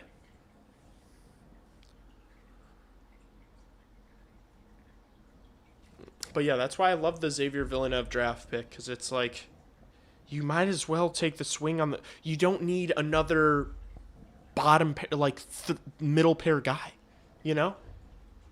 It's like you've got guys that are going to be middle pair. You need to take swings on guys who could potentially be stars. Yeah, I don't like that he's a football player, I will say.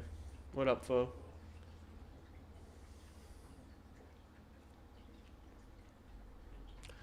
I don't know. What are your guys' thoughts on the backup situation?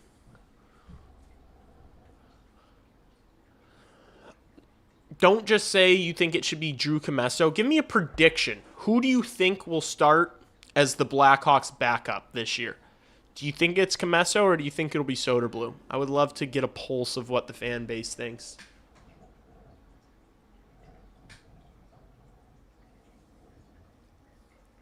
If West can't score, make him a fourth-line goon.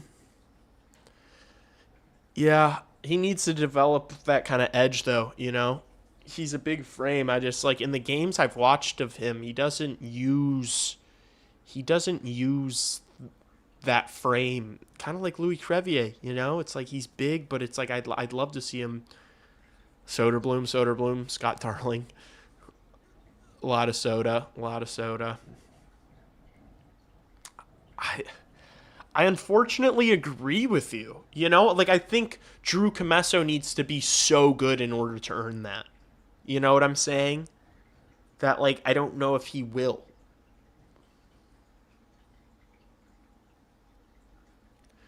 Villeneuve will be great. Hudson's only 5'9", 162. The issue, though, is that he has to be, he can't be, a little worse version of Hudson. Because if he's a little worse version of Hudson, he's not going to be an NHL player. He needs to be that level. Or at least very close. Comesso. I hope it's not Soder. But wouldn't be hard for Comesso to match his level of play. I think they kept Soda to light a fighter under Comesso to win the position. Yeah, but like, I mean, how long? Like, he's 5 years, or he's 24. He's gonna be 25. Like, how much more time? Like, does he need to continue having a fire lit under him? He's been in the jungle for 3 years. This is gonna be his fourth full season in the jungle. But yeah, maybe you do let Comesso, like, maybe you give Comesso the job and then just keep Soderblom as the third guy kind of in the press box, because it's like, I guess, who cares about Soderblom's trade value?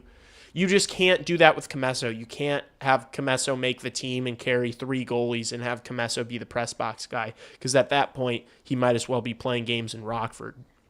Whereas, like, Soda's been in the NHL for a couple years now. He's only like 2 years older than Comesso, but he's not like a prospect anymore like Comesso is. So maybe you keep Soda in the press box just as that fire. Like, hey, Comesso, you better ball up as the backup here, because if not, you'll go down and Soderblom will pop back in.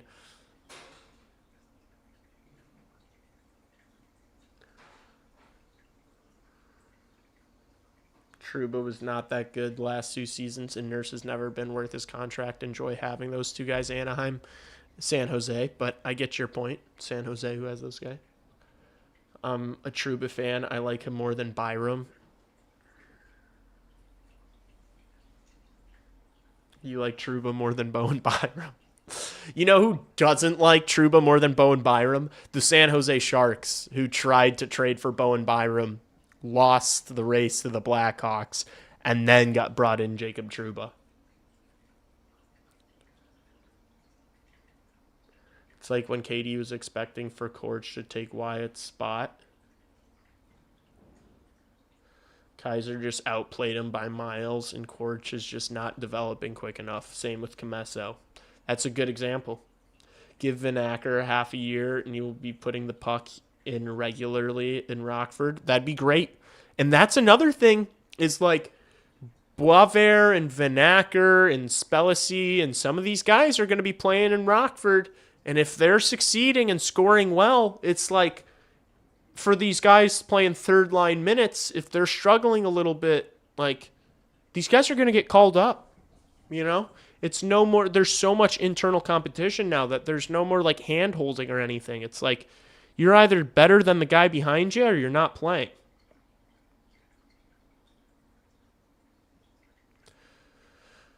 I think Villeneuve will be as good as Hudson. Gooner, I hope. I hope so. His tape is awesome.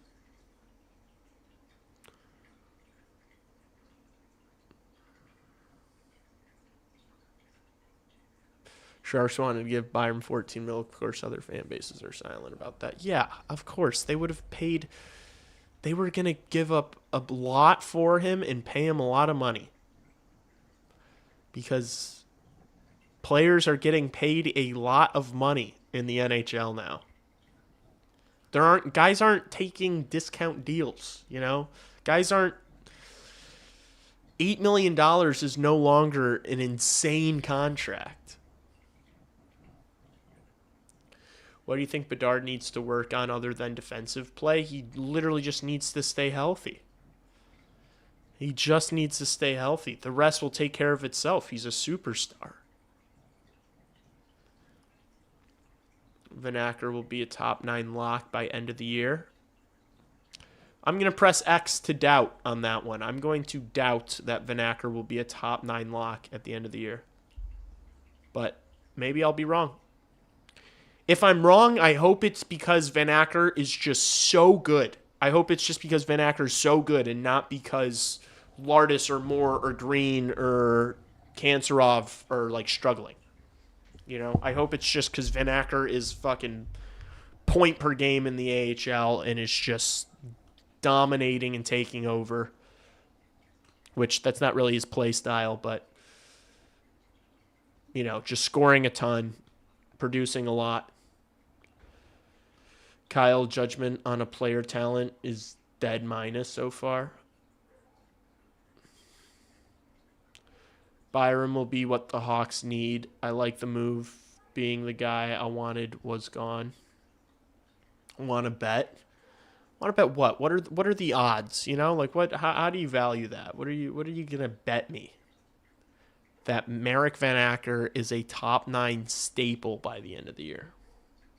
And also, what do you call a staple? Like if a guy gets injured and Merrick Van Acker is the one who gets called up and he's playing on the third line, are you calling that a top 9 staple because Nick Lardis gets injured and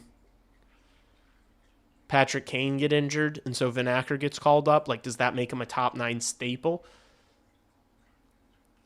If this top 9 stays healthy, Merrick Van Acker, I do not think will be a top 9 staple.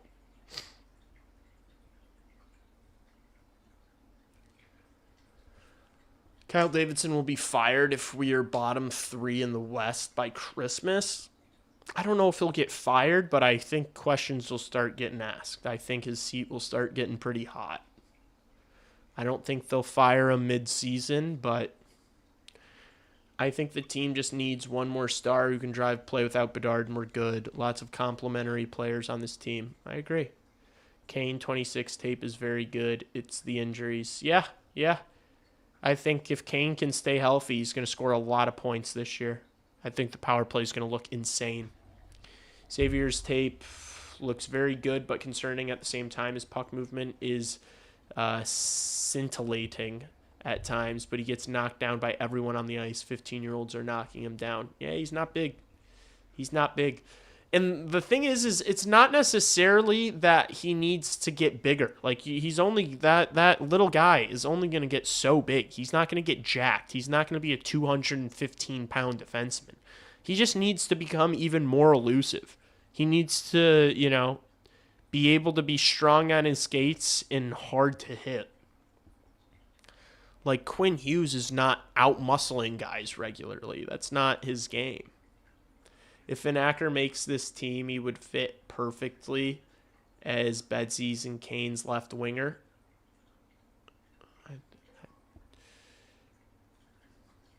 I think you could say the same thing about Kanserov. Merrick Van Acker isn't Shizna. Size and strength are non-negotiables for Xavier. I don't think that size and strength, yeah, I don't like he's so good because he is as elusive as he is. I don't think putting on a ton of mass to that frame will make him a better hockey player, to be honest. Like, he's going to be a Lane Hudson type, a Quinn Hughes type. He's not going to be big, laying the body on guys. He just needs to be strong enough to not get injured and be able to win puck battles. He's not going to use his body very often to do that. So, but yeah, you just don't want him getting shoved down to the ice every time he goes into the corner.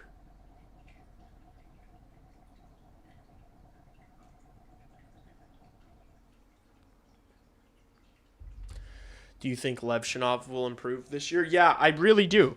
I think Levshinov's going to improve because I think he's going to have a lot less responsibility. I think Bowen Byram coming in is going to be a big help for him, just taking a lot of that pressure off. He's not going to be asked to be the first power play guy.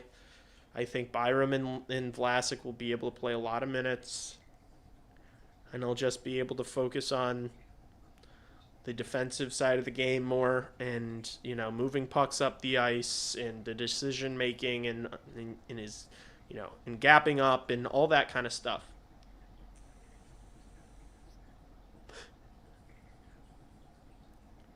I got a feeling Patrick Kane is going to put up 32 goals and 41 assists this season.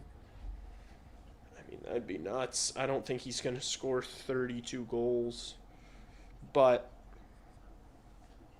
41 assists, I think, is within the realm of possibility. 30 goals would be a lot of fucking goals for Patrick Kane at this point. That'd be sick, though.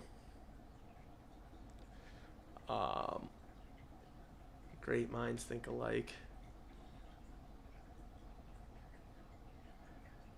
I like speed. You can't hit what you can't catch. I agree with Byron taking pressure off young guys. Less about who's our number one franchise defenseman, more about good quality defender. Yeah, it's just adding another solid player to the mix, to be honest with you. It's just about adding another solid D-man in there.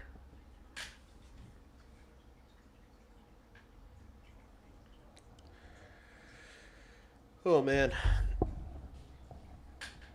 I should hop off soon. I'm starting to get hungry. I feel Byram's going to have a big year.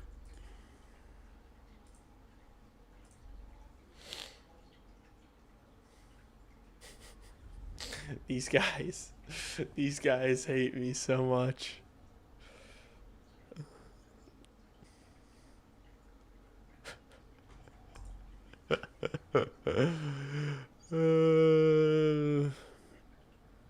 This is just true. I don't know what this guy's waffling about.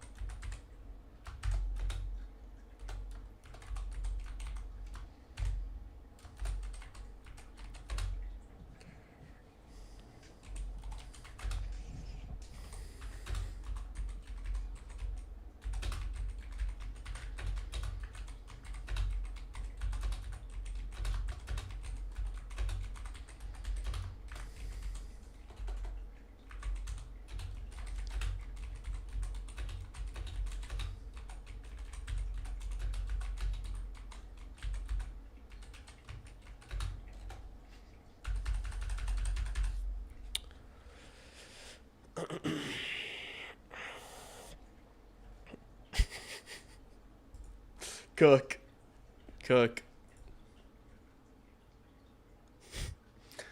Just saw this now. You don't know ball. If you just saw this now, go to leaguerossman.store, chat. Go to leaguerossman.store. Toughest merch in the game.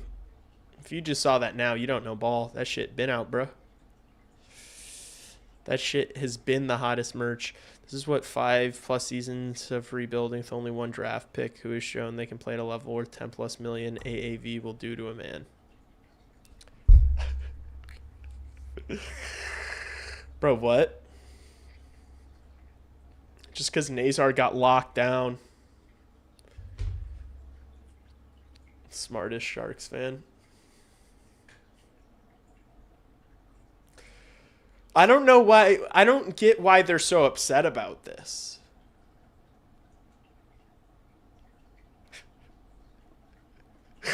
This is such good rage, mate. Dude, I'm so funny. I'm like, why are people getting upset about this? I'm just hating, dude. I'm literally just hating.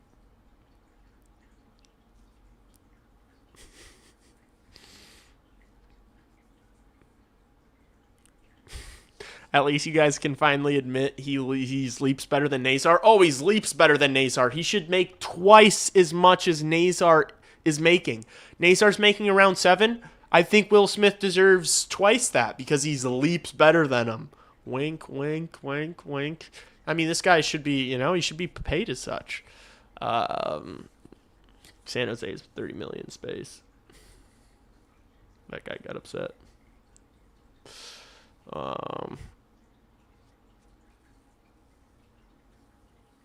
California kids undercutting their terms. Sharks going to make the playoffs, and Hawks will have guaranteed top 6 pick. This pick they can be used to trade for another bad player and give him McDavid money.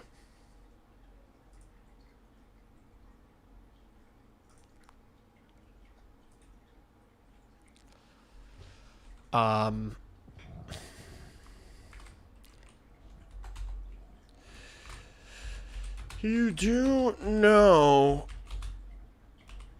that the Sharks just gave Nurse and Trouba, was it like $17.5 million, right? It's like 9.5. No, it's like $18 million.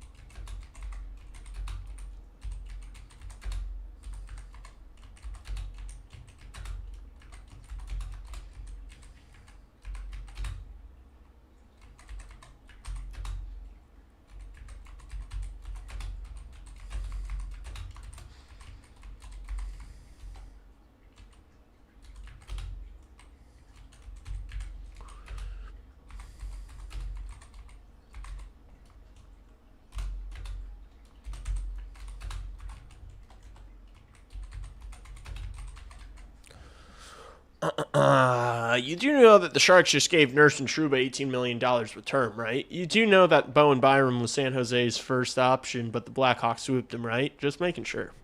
Just making sure, Sash. Just checking in. 7.7. We'll round up to 18. You feel me? Thank you, though, for doing the math. When we getting the thank you, Mr. Nightshirt? I don't know. I don't think TYMK. I'd maybe put that on a hat. I don't think it's just like, I don't know if that's good enough for just a shirt. I think if I made a TYMK shirt, it would sell, like 3 people would buy it. You know? I made a Spencer Knight shirt. I made a Spencer Knight shirt already.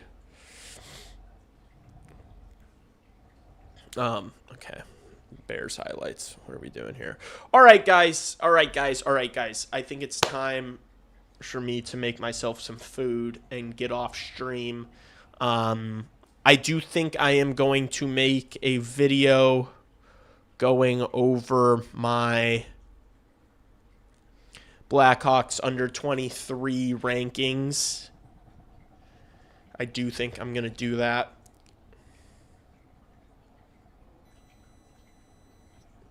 Unless, actually, before I go, guys, I would love to hear if there are any topics, any discussions, any video concepts you would like to see me make.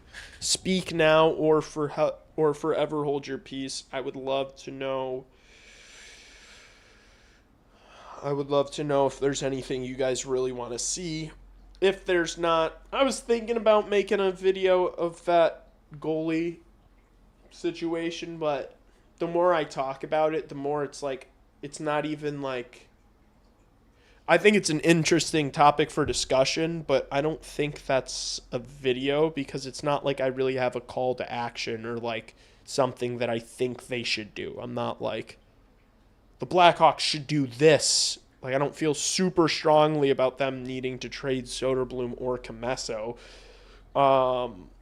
I just do think it is interesting that they have a guy in Comesso who has more upside but has not been able to win the job, and they've got a guy in Soderblom who's still got 1 more year left but has been kind of ass.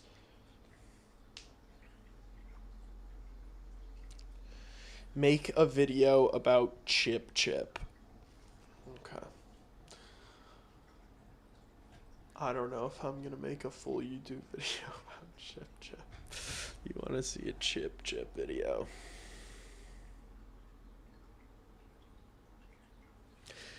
Maybe a video on trade options with our 3 firsts next draft. Yeah, it's not bad. It's not like the 3 firsts isn't a bad topic of maybe it's just, maybe that video looks more like the Blackhawks need to be ready to make a big trade this season. Like, I don't know. We don't know who's going to be available, you know? We don't know who's going to be available. And we also don't know who's going to be available for what.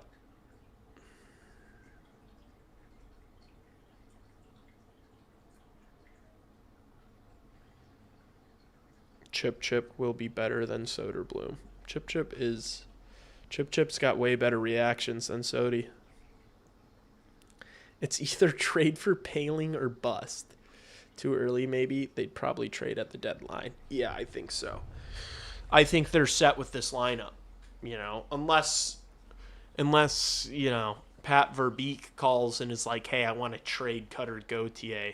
What would you be willing to give? You know, like, unless it's like a big player like that for some reason a GM wants to trade now instead of dealing with it in the season. I don't think that's likely. I don't think that's going to happen. So I think that's more like, I think all these teams want to see how their teams do.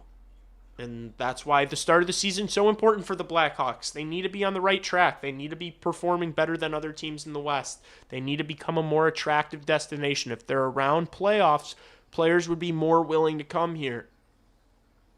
And the general manager is going to be more interested in giving up assets to bring in top players. So they need to start well. They need to have a really solid first couple months of the season.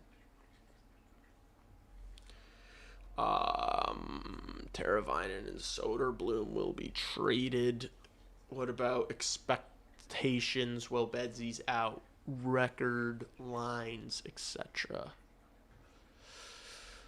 Yeah, I don't know how many people would click on it. That's something that I've noticed, that like kind of just things like that. Like, here's what I think about it's more about how you package it, I guess. It's more about like the title and the thumbnail, but I think, like if I was just like, this is my expectations for next year, those videos don't always do the best. But I do think maybe a Bedard, while Bedard's out thing could be. I still have to make like a bold predictions video eventually, but everyone's been making those. Everyone's been making those. I did that last year though, but I should do another one. Do another crossover with Blackhawks conversations. I've been watching him a lot too, and he has good takes. Yeah, me and Ryan will definitely, I text with him. I'm sure we will do more podcast stuff. Yeah, there's more people I should reach out to for interviews and stuff. Exciting stuff on the horizons, guys. A great hour-long video with Zawaski. He was as calm and moderate as I've ever seen him.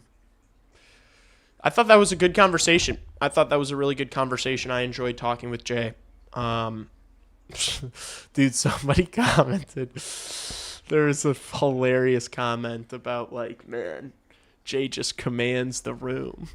I was like, chill, bro. Zip it up after you're done with it. But, yeah, I really enjoyed that. I'll have to have him on with these guests. I don't want to like spam them. I don't like want to ask these guys to come on all the time. But Jay did say that he would be very willing to come on whenever, which I really appreciate. So I'm sure I'll be having him on more. For me, I always I don't even think about like doing interviews in collabing as much as I maybe should. I'm just like, I need to make videos. Because I don't want my channel to just be interviews, Like, I don't want the best thing coming out of my channel to just be interviews, I want to make good content on my own. But I should do more collab stuff because I know people like that. But, all right, guys. I appreciate you all. I'm going to start streaming more, by the way. I'm going to start doing these every year. I think my OBS might have just crashed, but I appreciate you guys. Subscribe to the channel if you haven't yet. Go to leerossman.store. Support me if you care and want fire merch. Get ready for the season. New shirt dropping soon. Have a great rest of your day. Go Blackhawks. Peace.